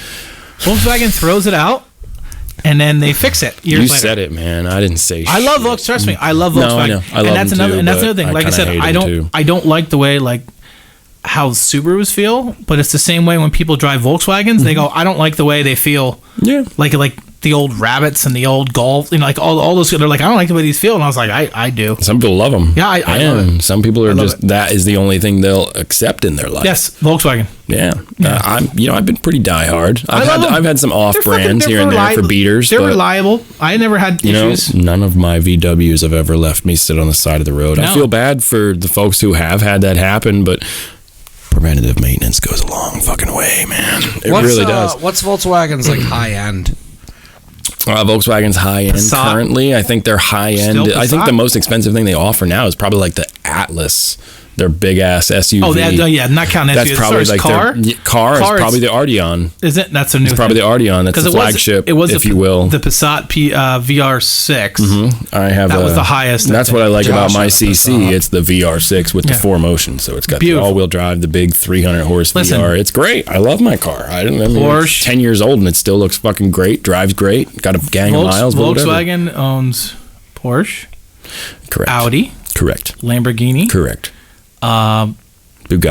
Bugatti, Seat, Skoda, Bentley. I think. Yeah, Skodas are nice. I saw them in Germany. I didn't know what the fuck it was. I thought it was a Volkswagen. There's probably something else in there that I'm missing out of the conglomerate. But yeah, they own fucking everything. So they do a lot of shit. Yeah, people that, oh man, these Lamborghinis and Bentleys and Bugattis are great cars. Volkswagens are shit. Well, I got fucking news for you. How would you like to know that the parts bin has been rated all across the board for these things? Yeah. But yeah, it is what it is. Everything's got its stigma. Listen. Fords and Chevys all got it too. Some people hate those for dumb things. Why do you think Harleys run better? You see, they're doing electric Harley. Do they? Yes. Oh yeah. Oh. Harleys run pretty good now. I don't know. My Honda ran real fucking good, man. Harleys run beautiful now because the first engine that they teamed up with Porsche was the V-Rod. Okay. And then doing Porsche an had electric Porsche had Harley it. now. Yeah, I saw that. So are they taking like valve train technology from Porsche now? That's what they're doing? Porsche designed the Evolution engine. Okay. Which is what's in basically all the Harleys now. Now they don't break down. You don't have to be a mechanic to own a Harley That's anymore. cool. I never knew that they really like broke down. I mean, I've never owned a Harley. Back in the day when you had like panheads and stuff, they're beautiful bikes. How dangerous Unless do you you're think there. it'll be with no one being able to hear you on an electric bike? Oh, that's a really good question, actually. Well- all the electric vehicles are kind of dangerous. I just saw that- because, well, I like my just- golf cart I had when I was a kid, it was electric. Super You quiet. couldn't fucking hear me coming, Well, man. You just couldn't. Isn't No, the like BMW? I saw the Isn't that the one they commercial. add sounds into the fucking car? Yeah, but this doesn't. Right? Isn't that Rogan was I talking think that's about an it? i8, a In the BMW in the i8. I think commercial has for- speakers that in are the like marine speakers that play Yeah, engine sound, notes yeah. outside the car, which is really fucking hokey. I'm Yeah. sorry if Yeah. anybody owns But I think one, that's why they do No, it. like So that's it's not- Yeah. but that's what they were selling on the commercial. They were like, it's so quiet. Like they were making it. They just kept showing it with like no sound, and then I was like, is this an electric Harley? Which I would almost buy just to piss everyone off, because Harley enthusiasts fucking hate that. Loud they have to pipes. hate it. It's gotta be Save loud. lives. Yeah, Yeah, it's gotta be loud. I would love to get a quiet Harley. And I just love be like, the, yeah, wear a scarf. Yeah, he just goes by like Later. a whisper. I love my Harley when I had it. Yeah. I liked my Honda when I had it, kid. but I got rid of motorcycle because I wanted to survive. Yeah. And people out there are nuts. No, if I would ever get one again, I'm getting fucking dirt kicker exhaust, the ones that just come up and go straight down. Yeah. Because they're so fucking loud that everybody can hear you. Yeah, I there's have a- no way a car can go, I didn't hear you. It's true. I have a turn down on my GTI, and I swear to fuck, it's louder. I swear It it's is. louder. It Aimed is. at the It ground, hits it the just ground. resonates more. It's does. louder. It's dumb. It's not even that You fast, detail that other car stuff or like anything. bikes and stuff. I've done some bikes. Yeah, I've done some boats. I haven't done any airplanes yet. I don't really know if I want to. That's a whole nother ball game, and you kind of need a crew because there's a whole lot of surface area on an airplane. Yeah. Lots of different substrates and surfaces. What's the biggest thing you detailed? The biggest thing I detailed is definitely a boat. Definitely a boat. Yeah, that's gotta take some Yeah, I've done time. some big boats. I don't really like doing that too much. It's a whole different ball game. I mean, yeah. boats aren't done with standard clear coat like a car is. That's a gel coat. It's more like a fiberglass kind of deal. So the gel coat's different substrate to work with. You got different approaches for it. That's all. But it's just a gang of acreage. I mean, it's a whole lot of surface area. You're doing the hull of a boat and topside, all that stuff. Jesus It's crazy, Christ. man. But that's my specialty. I like making paint look as good as I can. And RVs, do an RV. fuck that. That's a You fucking need a ladder. That's like, hey, do you want to detail a house? No, fuck that. I don't want to. Yeah. And You if pay a lot anybody's of money. listening and they want me to do that for them, I'm really sorry. I But don't I know think- some other guys that would love to take your business. So call me anyway. I don't really think they do it that often. I don't think too many people do. They just Some run people with it. do, actually. Yeah, there's a big business in all that stuff. There's big business in the guys that detail at marinas and take care of boats. Listen, There's I big found business out- in RVs as well. I found a good business is those guys that come and seal up fucking boats for the winter, and they wrap that huge Yeah, fucking vinyl absolutely. wrap over it, and they just heat wrap the whole Yeah. fucking thing. They make tons of fucking money. Tons of money. Go down to Tom's All they River, do is New just Jersey, cover a boat and with live plastic there. and heat fucking the whole Yeah, thing. go live by Seaside and you will make some dough. All the different seasons as they come about. If you're prepared for it, you can make a whole lot of loot. But Yeah. that's not my niche. I like to just do my That's all right. one We're- car, we're- one man approach. We're gonna get rich out of this podcast. So Hell yeah, dude. I hope you guys do. I'd rather move to Tom's River, New Jersey. I got friends down there Yeah. if you want to go. No, Kyle's uncle lives there. It's a fucking rad little spot. Is there any way that I could pee? Yeah. All right, cool. yeah, I don't edit. So Can you guys handle it by yourselves for about a minute? There's I got a bumped. bucket Alright, cool. under the table. Oh yeah, just drain the hog. Just Yeah. kind of. oh my, I don't edit. no, I don't edit because I don't want to. So, Torres hit me up. He wants to get stickers made. oh okay. Mad J's Barbecue. Matt J's, what's up? I need some of Mad that. J's Barbecue. I need some of that angry peach barbecue sauce. Did you? Well, he's at the Nazareth Farmers Market. Let's plug him while we break. Yeah, I've been there a couple times. Nazareth Farmers Market every Saturday for the Yes. season. Yeah. He makes Mad J's Mess, which is barbecue eggs and onions, a bunch of stuff. With or without onions and peppers. All you fucking picky people. I usually get the food's good. Just eat it how it's fucking prepared. Every time I go there, I don't like peppers. It gives me heartburn. I usually get the pulled pork or brisket, and then I get the Angry Peach Barbecue. It's glorious. Yeah. I got to talk to him about setting that up with Twazi. I went to the townhouse and talked to Twaz a little bit more. We're doing the Fat Bastard Fest. And then he's all in. I think what the move's going to be is it's going to be townhouse, and then it's going to be the scorecard for a dance party takeover downstairs.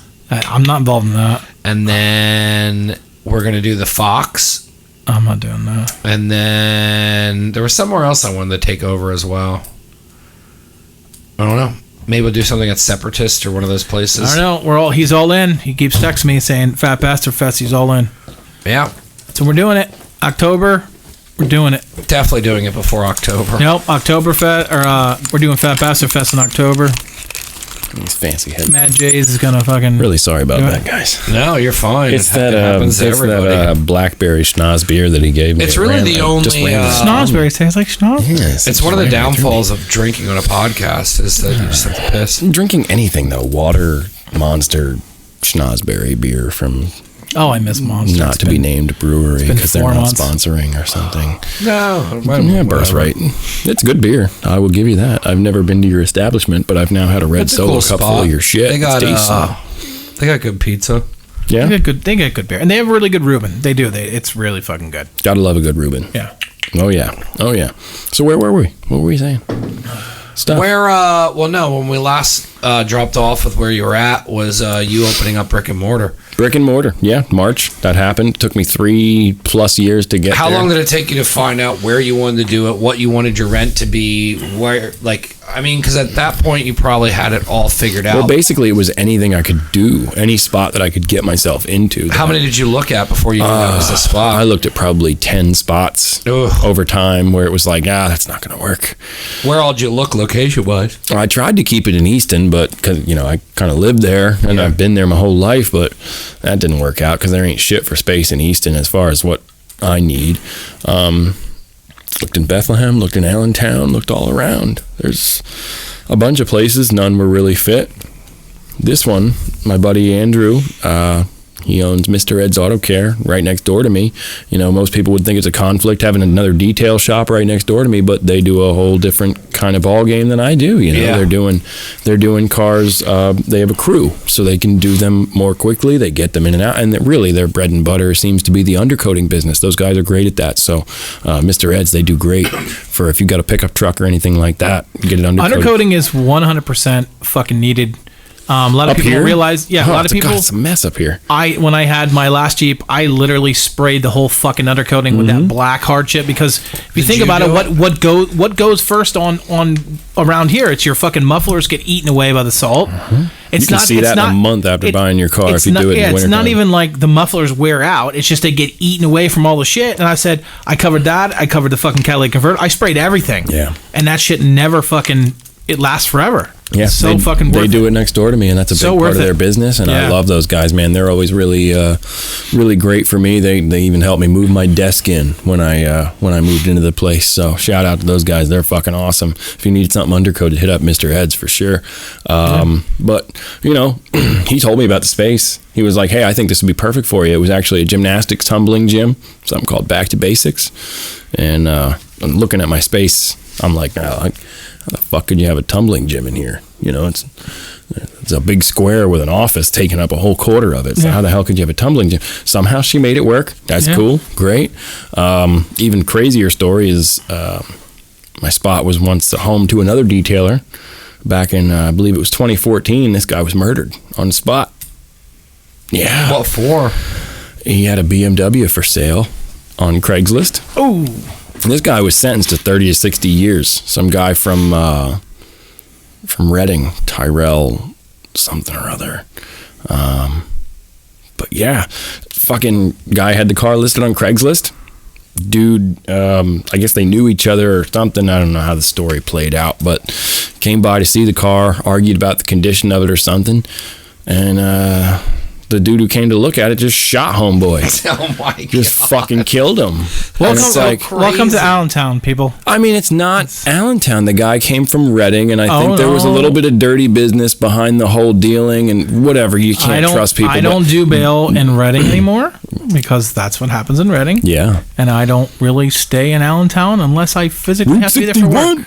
Yeah, well, I'm only there for work, and then I leave. It's just, I don't know, man. I heard that story when I was working years ago, like back at fucking, I don't know, Knopf, where I was, and it was like, holy shit, that's right down the road, and that just happened? Like, all this guy did was list his car for sale on Craigslist, and some guy comes to look at it and fucking kills him and takes the car. Listen, I mean, unbelievable. I've been in a lot of fucking... How did he think he wasn't going to get caught? I don't think he gives a fuck. I don't know. I don't. Well, it depends. If he's from Reading, you usually go there and then they take off. They do. They go everywhere. They tracked the guy's fucking cell phone to within a block of where he actually was. They found the car, then they found him. I don't know. Dude, I read the news reports just like anybody else could have, but I was in on the one fucking hearing. And I had to do something, and they made me wait and sit through a fucking trial. So I was like, well, okay, I got nothing to do. I'll sit through a trial. And this kid was being watched by the cops. Do you enjoy sitting through a trial? Some of them are funny. Yeah, what's that like? Some of them are funny. But like this one, they're literally allowed to have snacks. No. They were talking about, they were watching him for a while. And I guess they had the whole like SWAT team there. Yeah. And they were like watching they didn't know if he was inside the house or not. So like his girlfriend came out, they like grabbed her, like, where is he? And they witnessed him. He just kind of like came out, like looked around, like saw a bunch of people, hopped in the car and tried to run over the cops with his car. So much so his fucking hood popped up. That shit flew off, and they're sitting there, and I'm giggling. I'm like, this guy's fucking nuts. Yeah. And the DA goes, he apparently thought he was playing Grand Theft Auto, Your Honor. And the judge just goes, what? Sorry, wait, what are you talking about? He goes, GTA? Come again? GTA? Grand Theft Auto? And he goes, GTA. No. So the guy goes, oh, he just kept driving, and he was hitting cars, hitting poles. Fuck, man? And he literally crashed, and there was all these people. He got out and started running. And the thing was, and the judge's exact words were, "Did you think you were gonna get away? Like, what was your end game plan there? You think you were just gonna drive into the sunset, or no? Oh no, he got put away for a real long time. He's a young did. Fucking kid too. It's a shame to see shit like that happen. It is. I mean, I don't know what he was a drug dealer. I mean, it's not a shame to see this guy I think he got 30 to 60 years for killing this dude in my fucking shop, which is so. It's strange. It's really strange to think about some days. Like I walk in and I'm like, I don't know exactly where inside the shop. That's what I was just gonna say. I don't know exactly where the fucking guy died. So like I'm like looking at my floor like. You should put if it was over here and I knew I could like the body on the floor. Yeah, exactly. use some luminol. Luminol and look for the blood. I think it's been so many things afterward that it's probably there's white blood all over the fucking place. I come. Probably lots of that. Yeah. Tumbling Jim. So I'm kidding. I don't know anything about that. God. I don't want to say anything about that. I'm sorry. I apologize 100%. I do not edit. We're on a roll here. He does not edit on this show, so pardon. So when you found the spot, how did that feel when like you were like, this is it. This is where I'm going to do it. Oh my God. It was the best day in the past 4 years of my life. I'll put it that way. Yeah. You know, was this before or after you realized that you're right by a Popeyes? It is so glorious. That's my Popeyes. That's my jam. I used to eat in the back by the dumpsters. You like that Popeyes? You eat out of the dumpsters or you eat by the dumpsters? I drive and pull over to that dumpsters there. I've eaten at that Popeyes. I've eaten there. Oh, it's glorious. It's okay. It's glorious. Okay. There isn't a bad Popeyes. I'm going to give it okay. There isn't a bad Popeyes. We should get Popeyes for the free. Once in a while, the line is long and the service is slow. I don't have time for that shit. Oh, it's worth it. There used to be a Philly pretzel factory there, and then they moved that. It was I have no desire for that shit, dude. I would go in there. It's a fucking soft pretzel. It's the same as the shit pretzels, you can buy at the store in the freezer. Philly. I hate it. I just like the pretzels. You don't but like I get Philly? pretzel. No, I get pretzels, Popeyes. Don't even bring it up. Yeah, no, we're out. I regretted it. As soon as we're out of that. No, it's fine. Pretzels, Popeyes.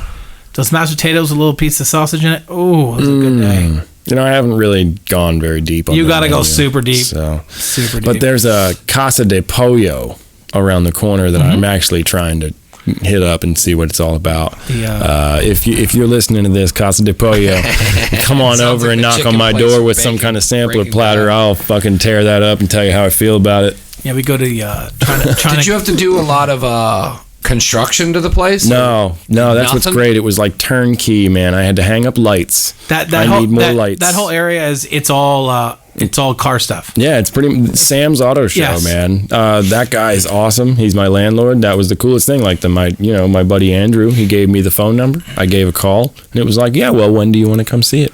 No. Okay. Here's what it is. Can you handle that? Sure, I can handle that. All right, cool. We're happy to work with you. Man, these people are great. They've been just so cool to me. And, everybody's had a crappy landlord in some situation in the past. Everybody's had one. And these people are just so receptive and cool. So it's great. Love it.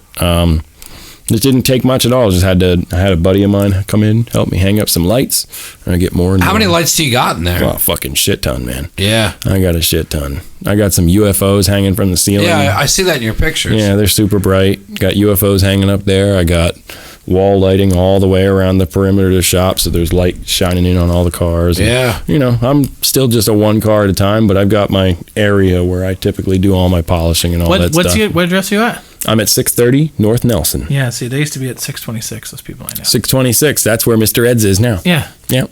Yeah, that's where this guy was. Yeah, buddy. Yeah, I remember he was there. And they moved over to Quincy Street, which is like 2 streets over. It's cool to see how people go through the steps of their business. It's not a bad area, too, because when the guy went and he bought a building a couple blocks over, that's why they were renting it. He bought a building. And he said, he was like, yeah, we bought this building here. And like, he showed me pictures and everything's like razor wire and stuff all around the garage stuff, but it's not a bad area. No, it's not a bad area. I'm cool. There's houses and stuff over there. Like it's nice there. It's not bad. There are definitely, some schools around. That helps.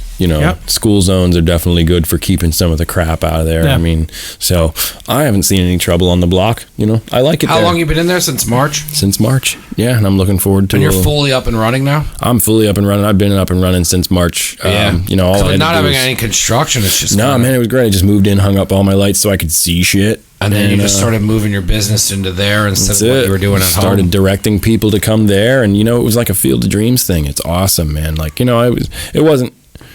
it wasn't that much of a struggle drumming up business at my house, but I definitely had weeks where I sat there and didn't do anything, and it was like, man, I really got to tune this up. I got to get better at this. You know what I mean?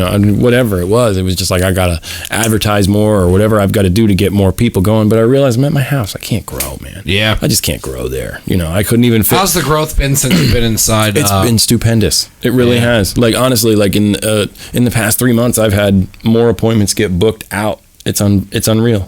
Can't take it. Like I'm booked in July right now. I'm booking third week of July is my next available appointment. So anybody that wants to get on there, you got to get at me sooner than later because I guess my services are in high demand, and I'm really thankful for it. It's super cool. So that's awesome, man. Yeah, man, I dig it. My specialty is getting the paint right.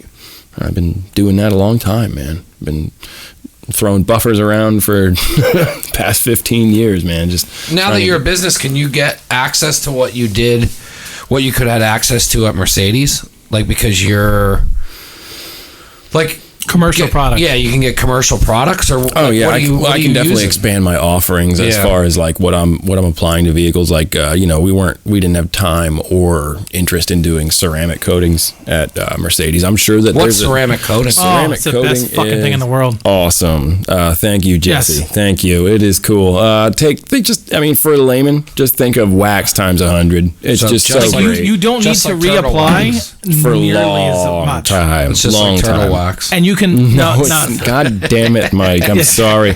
No, it's not. And you it can is not. And or the new Finish 2000 or whatever. How dare you? But the shit is so good that you can put it on. Like if your car gets dusty, just drive and it flies off. Most of the time, yeah. I mean, it's not infallible. It does not protect against rock chips, Nope. contrary to what some marketing techniques will try and tell you.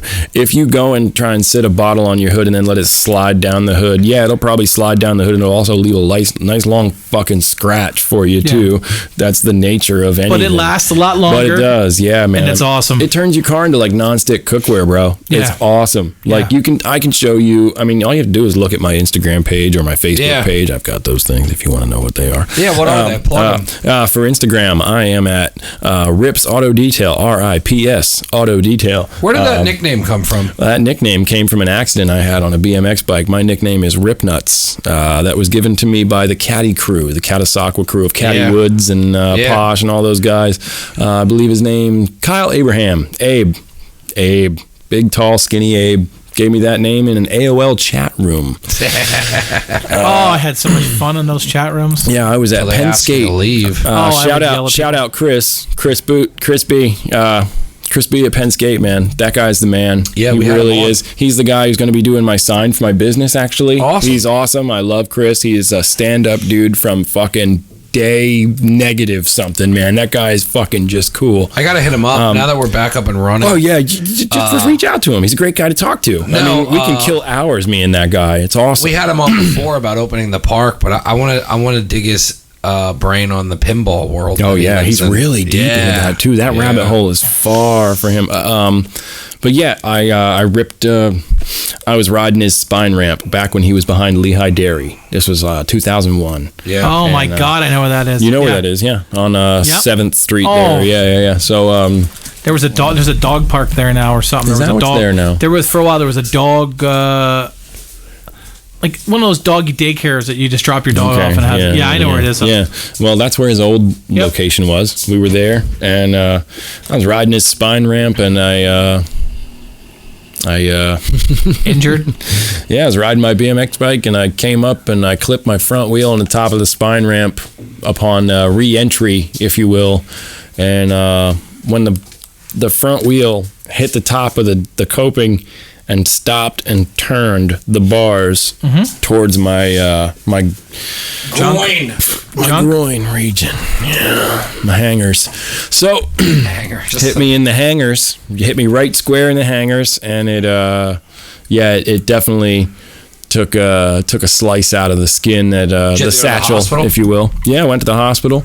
I didn't know at first. I mean, I got up. I was like, "Fuck, man!" I hit the ground hard. I'm like, "Damn, this sucks." My pants are ripped open from my crotch to my knee, like just fucking butterflied open. Like, wow, all right, cool, that sucks. I see blood on my leg. I'm like, great. I hope I didn't like fuck my thigh up too bad because it hurts in that region.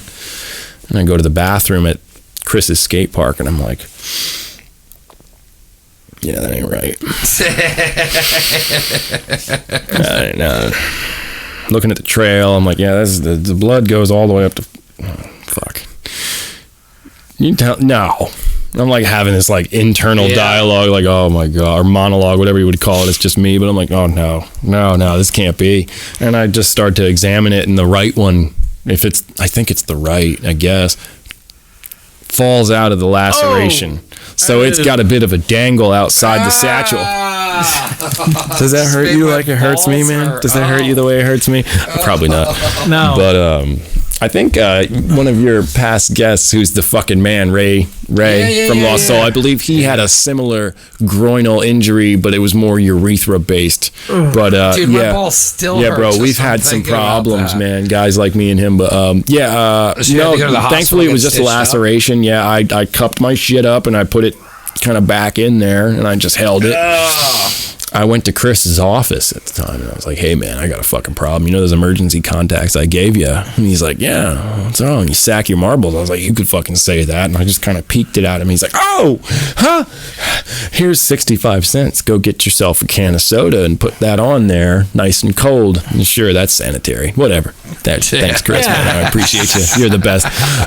So he starts calling my parents' cell phone numbers, and I think that they were either somewhere with no service at the time. This was 2001, mind you, so we weren't all like fucking 5G'd up, and we weren't that way.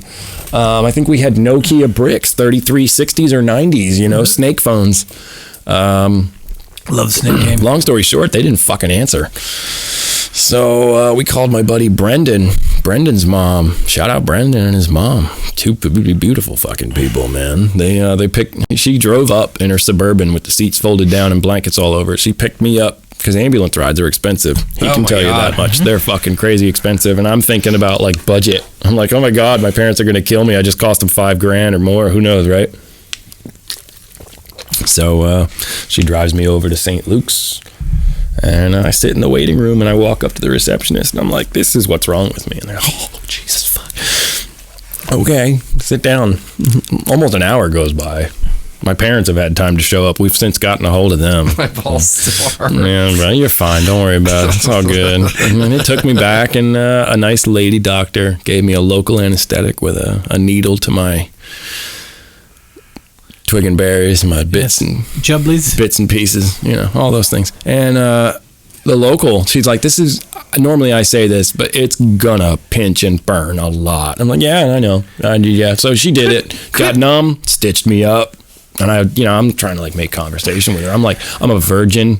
I'm like, it's 2001. I'm like fucking, I don't know. I'm like 15 years old or something. I'd never gotten any. And the first thing in my mind when this happened is like, I'm never going to get laid. Or, all this stuff, the things that go through a pubescent mind, right? And I'm like, so how many of these have you done before? She's like, this is my third. I'm like, get out of here. She's like, no, the first guy tried to jump a chain link fence. Ooh. I was like, fuck. Oh, that's rough. And the second guy blew off of his dirt bike pegs and landed on the back tire. Ooh. While it was spinning. And oh my God, that must have dug him up good. Couldn't you just have a nickname like Trip? Like, hey, I fell one time. I didn't trip though, man. Instead... They called me, Abe called me Marky Ripnuts in an AOL chat room that we used to have with all these dirty BMX kids and Chris Janis and all those guys from Caddy Woods and Posh and all those guys. I mean, they're fucking legends. Did you keep riding after the accident? I did, man. I did. I healed up and, stitches, a whole bunch of stitches to close that shit up. And I don't know. The name just stuck like glue. It's a solid nickname. Yeah, it is a solid nickname. Like, I kind of tend to leave the nuts part off of it now. It's just Rip. I mean, what car guy doesn't want a cool nickname like Crash or Rip or something like that, right? Boom, here you go. I fucking got it. So, Rip. Yeah, it just works for me. So I'm Rip, and I've been Rip for the past, I don't know, bunch of years, like 18 years now. It's crazy. So, I don't know, just fucking stuck. And I'm not bashful about it. I don't care. It's a cool story. Yeah, it's just something that happened to me, and okay, your balls hurt just from talking to me. Oh my God, that's powerful. They still bother me. It's quite powerful. I know. They still bother me. No, I mean it's just something that happened, man. I mean, it's a nickname, and I thank the guys that gave it to me and enforced it. That's cool. I'm cool with it. It's on my license plate for my show car. It's great. My GTI's got that on the plate, and it's been that way since 2004. Yeah. So. Who else is taking nuts? No, somebody took it on fucking Mixcloud. Because I do the DJ thing for fun. I never really did it for a paycheck or anything like that. I went to sign up for my Mixcloud account and Ripnuts was taken. I'm like, get the fuck out of here, man. So Xbox, same thing. So I am the Ripnuts on Xbox. I was going to say, are you going to be Ripnuts 6241 or something? Yeah, and I can't do that. No, I got to be OG. So you know what I did? I emailed Mixcloud. And I was like, yo, man, I've got state-issued documents with this name and lots of web-based locations that you can look at this that are dated. This is my name and I want it, and there's no activity on this account. There's nothing posted. And they were like, okay, sure, we've relinquished it to you. It is now your account. So I took the name over, and you know what, I still haven't fucking posted a mix to it, man. I still haven't fucking done it. You know what, because I'm one of those guys. It's like I listen to my mixes and I give them to people and they're like, dude, this is awesome, this is actually really good. And then I find like one or two flaws with it, and I'm like, nah, I can't do it. When did you start fucking with that stuff?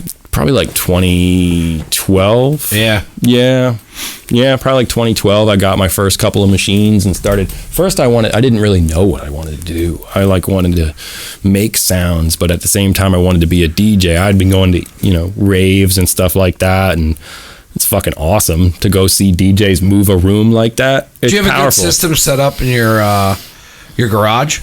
At my workshop? Yeah, your workshop. At my workshop, I just have a standard sub and speakers, just for listening to stuff. But really, honestly, when I'm doing the majority of polishing work with the machines and stuff, my hearing is too sensitive for that. I don't like to listen to the machines spin. Yeah. I don't like to listen to air compressors run. Ugh. I typically wear my over-ear Sennheisers when I'm working, and I just listen to podcasts or music that way because I just can't take. Like if you're running a 100+ decibel buffer, and then you're trying to turn your music up to so you can still hear that all fucking day in a concrete box is stupid, man. Yeah. What are you doing to yourself? These guys out here, I see them doing it, and they've got the stereo bumping, and they got the buffers going, and air compressor buzzing, and it's like, dude, like you're not going to be able to hear when you're 42. No. That's not far away. I'm 32, man. I don't want that. Yeah. So, I'm not perfect. My body creaks and cracks. I've broken all kinds of bones. I've got that nickname. I got a dent in my skull from the time when, the pegs on the bike that you used to stand on or grind on. Well, I was jumping the bike once, and I fucking bailed and crashed, and the bike bounced, and of course the fucking peg hits me in the head. So I got a dent there. I bled like a fucking stuck pig. Had to get stitched up on that shit and all that. So I've had felt like bike accidents were always so much worse than like what? Skating. Oh yeah. Yeah. I mean, typically. I mean, you've just got the whole fucking. It's a whole extra mass that you're carrying with you, and it's unforgivable. It's all hard chromoly aluminum metal. Just a skateboard. Like, all right, it might flip up and kick you in the nuts once in a while, but it's not gonna crush you and land on you and break your leg because the steel axle landed on your bone or something. Dumb stuff. So they were pretty gnarly. I've seen some wild shit. I mean, I don't think I've had the worst wrecks on BMX bikes. I just got unlucky. Yeah. I was kind of accident prone. I always broke myself doing dumb shit. It was never anything like I was never deserving of X Games or any of that shit. I was never that crazy of a rider. I just like to have style and be smooth and have fun. I always liked hanging out with everybody. That was always my the hangout part of it. The social aspect of it was too cool. I love all my friends that I've made through the BMX community, man. Those people are some of the most solid, and the skaters too. They're all such solid people. So I'm super happy that was my upbringing, What do you plan on doing with the business in the next 5 years? Next 5 years is keep a standard of quality that is head and shoulders above even what I think is commercially acceptable, that term, and hopefully within the next year maybe get another employee that I can hopefully already has some good experience. I don't want to train someone from nothing because I can't afford to have an amateur in my operation. You know what I mean? That's what it's always been. That's why it's always been just me, because it's nothing against anybody. I know there are a lot of great people that do the same things that I do. I know that, but most of them are doing their own thing. For me to find someone that's like a diamond in the rough, that's like, yeah, you're available, you can come work for me, it's tough. You know what I mean? Find someone that already has that skill level attained that I could maybe just fine tune and work with. It's tough, but I'm going to need that because I can't keep doing it all just myself forever. I'll burn out. Yeah. You can't really grow when it's just yourself unless it stays bespoke. I still want it to be a bespoke detailing spot. It's just me, it's just that car, and it's just you, the customer.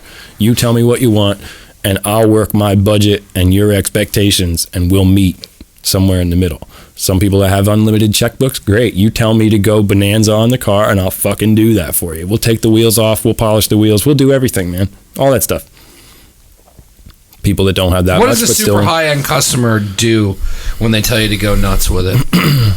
You're taking the wheels off. You're cleaning the fucking bolts. Oh yeah, man. Air conditioner vents. No. Like the interior, obviously we're like taking the seats out, getting every speck of carpet. So you take the actual seat out and then do it outside of the vehicle. And then so you can access 100% of the carpet too.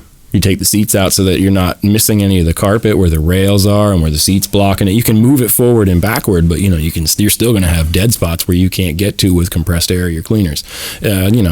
Stuff like that, you're going the extra mile. You're doing that stuff. It may not even be necessary in a car like that. There might not even find anything once you take the seat out, but you're going through the motions because the customer wants it. Yeah. Steam cleaning everything, making sure all the threads and the stitching on the leather are all the right color, to within reason. I can fix what I can fix. What you've fucked up beyond repair is what it is. You know what I mean?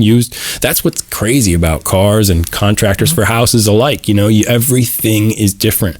a Honda Accord here is not the same as that Honda Accord there because this person treated it differently than this person did or whatever happened along the way.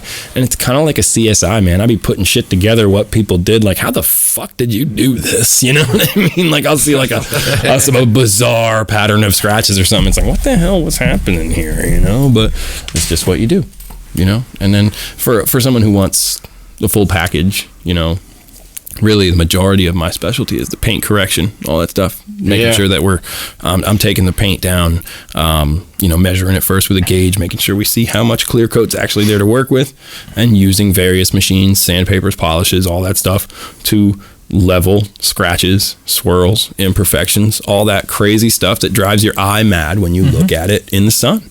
And it's just an OCD thing. I can't stand it, you know. And ceramic coating is the next best thing to protect all the hard work and hours that I've put into someone's car in order to make it shine the way it does. To give you that show car shine and just put wax on it, you can remove wax with isopropyl alcohol. Boom, it's gone. It's in your medicine cabinet, man. You can take wax off of a car with that, no problem. Gasoline down the side of it. See you later, wax. A kid can walk by with fucking Coca-Cola and hit the side of your paint and knock everything. Well, that could fuck everything up because it's acidic alone. You know what I mean? It's like bird shit and worse. So you pull it somewhere and some kid walking by drinking a Coke just puts it down and spills a droplet. And fuck. Yeah, there's a million things that can happen, and that's the point of ceramic. You put it on that car and, you know, the things that life throws at it are way less likely to be actually detrimental. It's not going to protect against rock chips, not going to protect against someone keying it, it's not going to protect against someone lighting your fucking car on fire. I've seen some weird shit in these ads, but you know, at the end of the day, it's really just, okay, we used to have wax and that was the best that we had. Now we have ceramic, which is basically, you know, think of it as drying like it's almost like a layer of glass on your paint. It's awesome. It really is that much shinier. It is that much slicker, and it does repel stuff. It's like a Tefal cookware set. You can't get it wet. But it just makes your color look different too. It's a deeper color. Again, the biggest thing is prep. Yeah, if you don't prep because if you don't polish it, you can put that ceramic on there, you might get a little bit of different change in color. You might fill some of the defects in, but really what it comes down to is me spending 20 to 40 hours polishing your paint out, depending on your budget level and what kind of car you have and how big the thing is, etc., etc. That's why it's bespoke. You know, these big jobs like this are usually subject to a quote where you're going to come in, I'm going to take a look at your car, I'm going to see how bad or good it might be, and we're going to assess where you fall in the price range. And, you know, for someone that knows what a car can look like, what it should look like, and the amount of time that it's worth to do it. I mean, it's the second most expensive thing you own in your life. If you own a house, great. Your car's the second thing. If you don't own a house and you're still renting, that car's the best thing you got going on for you. Take care of it. I mean, it's still a luxury service at the end of the day. I accept that. It's just cleaning shit. People who can pay to have someone come clean their house obviously are on a different scale than you or I. I know that what I couldn't afford to pay someone what I do.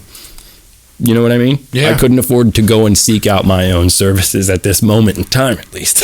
You know, but I understand that as a luxury. But that said, like I said, got a package for everybody. You know, cars start at $250 for a full detail. That's for a basic offering, but I'm still going to touch all the bases. Goes all the way up to like, you know, $3,000. $4,000, depends on what you got. If you got a boat, could be more. It's just crazy. Sky's the limit, man. Where can anyone get information on any of this? Do you have a website, or is it? My website's being built right now. Okay. It will be ripsautodetail.com, but it is not finished being coded yet because that stuff takes time. It takes quite some time. No, man. I'm working on redoing Never Again's website, and it's just the shop right now. Yeah. And like he's like, he's like, just leave it up, and he's like, I'll work on it, and when it's ready, we'll just do a fucking thing. Yeah, there will be a website, but really the best thing if you want to, like I said, my detailing is bespoke, if you will. So just best thing you can do is just give me a call, get in contact with me, and come by the shop. And what's your Instagram? My Instagram is Rips Auto Detail, RIPS Auto Detail. That's for the business page. Business page is also the same, Rips Auto Detail. My personal page, if you want to get at me on that, is Ripnuts, RIPNUTS. That's me, man. Been keeping that moniker going for a long time. Might as well. You know what I mean?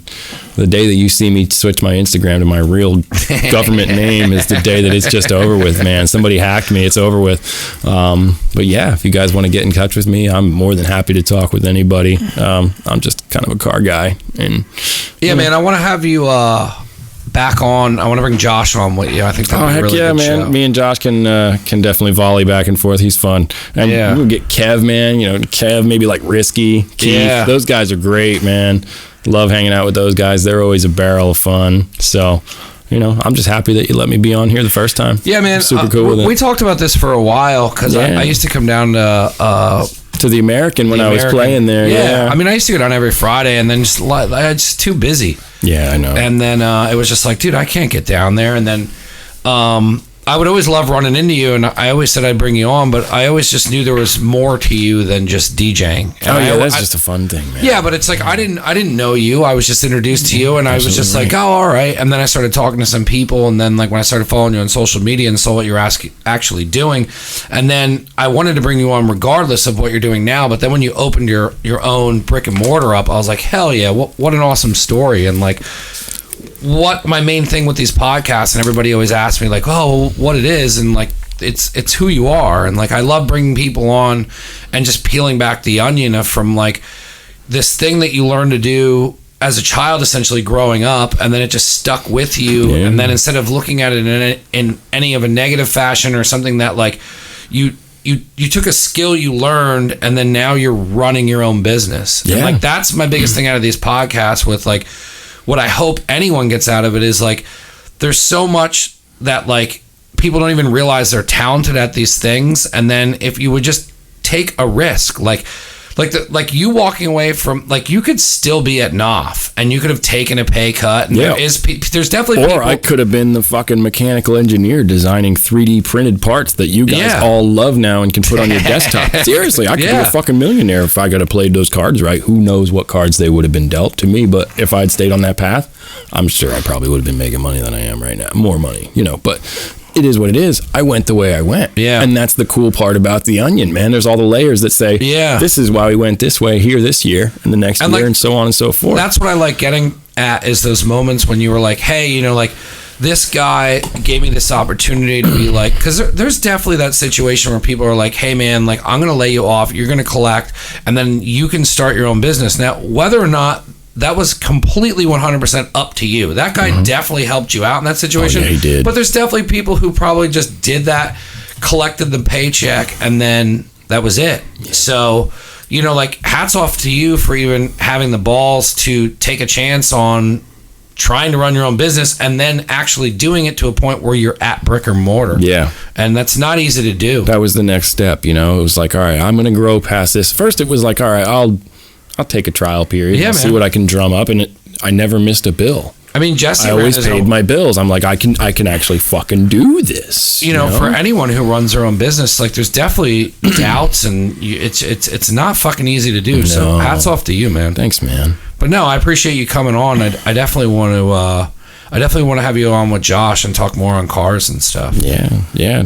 Car show season. I'm sure he's busy with all of his photography. That guy's I know. I want him to take pictures, and I want to go on a ride. Maybe we'll set something up where we can do something like that. We can all meet at my shop and, you know, take a rally around somewhere, man. I know he's got a lot Let's set something up like that. Yeah, dude. He's got some baller friends with cool cars to ride in, you know, and we could all have a great night out of that. It'd be fun. Yeah, well, man. I appreciate you coming on, and you can check out all of his social media at business page, Instagram, Rips Auto Detail, RIP as in Paul, S, Auto Detail. My personal page on Instagram is Ripnuts, RIPNUTS. Facebook, Rips Auto Detail. Website coming soon will be ripsautodetail.com, but coding is hard and it takes much time. Ooh, so bear with me. But you know what? Social media has been so great to me, and it's free. It's like, I really can't complain, because at this point I'm booked into the middle of July. Awesome. I'm one fucking guy. So, you know, I almost can't grow any further. I don't want to, it almost hurts to tell these people, I'm booked until this part. I can't do it. And I know you guys want it done now. I get that. But I'm only one guy, and, you know, I'm doing what I can to work through the schedule and give you all the same effort that I give equally across the board. So bear with me. But, you know, in time, you know, who knows what it could be. Awesome. I'm just hoping to keep doing quality work and keep giving people what they're asking for. Cool, man. You can check out our past shows on Never Again Radio on SoundCloud, Never Again Radio on iTunes, Never Again Studio on Instagram, Never Again Studio on Facebook, and I set up the Alexa thing. Yeah, what is that now? Explain that. I didn't do Google Home because I'm not a computer fucking geek, so I don't know how to do that. But Alexa, yeah, you just ask Alexa to play Never Again Radio. Yeah, play Never Again Radio podcast. Really? Yep. And you guys are tied into Skynet that deep now. Only that part. I can't do We should Google get shit. Skynet face tattoos. Because Google wants you to write code, and I was just like, what the fuck is this? Can I just say, Yeah. my aunt and uncle, who I recently saw, very great to see you, Terry and John. I know you'll listen because you're cool and your family, and you're going to do that for me because I did something.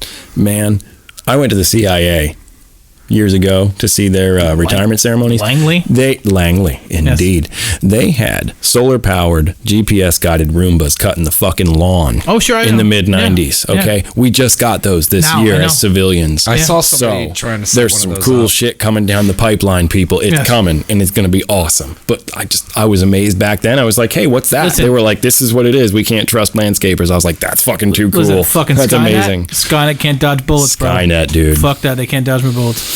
No, they're really, really big. Skynet's going down. And my guns are custom painted. So good Skynet. luck, man. Yeah. Dude, thanks for having me, you guys. No You guys problem, are too man. fucking cool, and this was like a blast. Awesome. Right on. Yeah, it's neveraganclothing.com. Yeah. You can get all the new apparel. I got some new stuff coming on there. But that's it. I don't know how to end these shows. Okay. Oh, you're not gonna give me a piece of positivity, man. You're not gonna. Yeah, I mean, I did. Yeah, I know you already did. I really appreciate it No, too. I It's like so fucking closing cool. on that, but No, then yeah, that's it good. usually goes back around where then the guest says something, and then it's both another plug, 25 and then minutes? It's just weird. You have to just get like Joe does. That's it. All right. Yeah. Thanks. We did it. Yeah. Bye. I don't think I you have know, any- and then turn that music on. You have to have cue music that's like, this is fucking over with. Get out of my. He blends that in. Yeah. But I don't think I have any cool things that. I did the Tim Kennedy thing a bunch of times. Yeah. We've done that a bunch of times, so I can't But do that now it's in this weird thing where it should have been ended a little bit ago. No. Like at least 30 seconds. Am I like that guy that's like lingering? No. That's terrible. Nobody I got Here we go. I got you ready? Here we go. I got it going. Here we go. It's not good quality though. It's the best I can find though. Really? Here we go. I can eat a peach for hours. What a fantastic Is movie. that Castor Troy? That's correct. That's Castor Troy. That's Nicolas Cage, one of his finer roles in Face And he's Off. right behind me. That's what I'm saying. Look at that. Thanks Look for at that listening. striking face. Have a good night. Have a good day. I don't know what the fuck you're doing. Later. All right, shit. I'm Jack.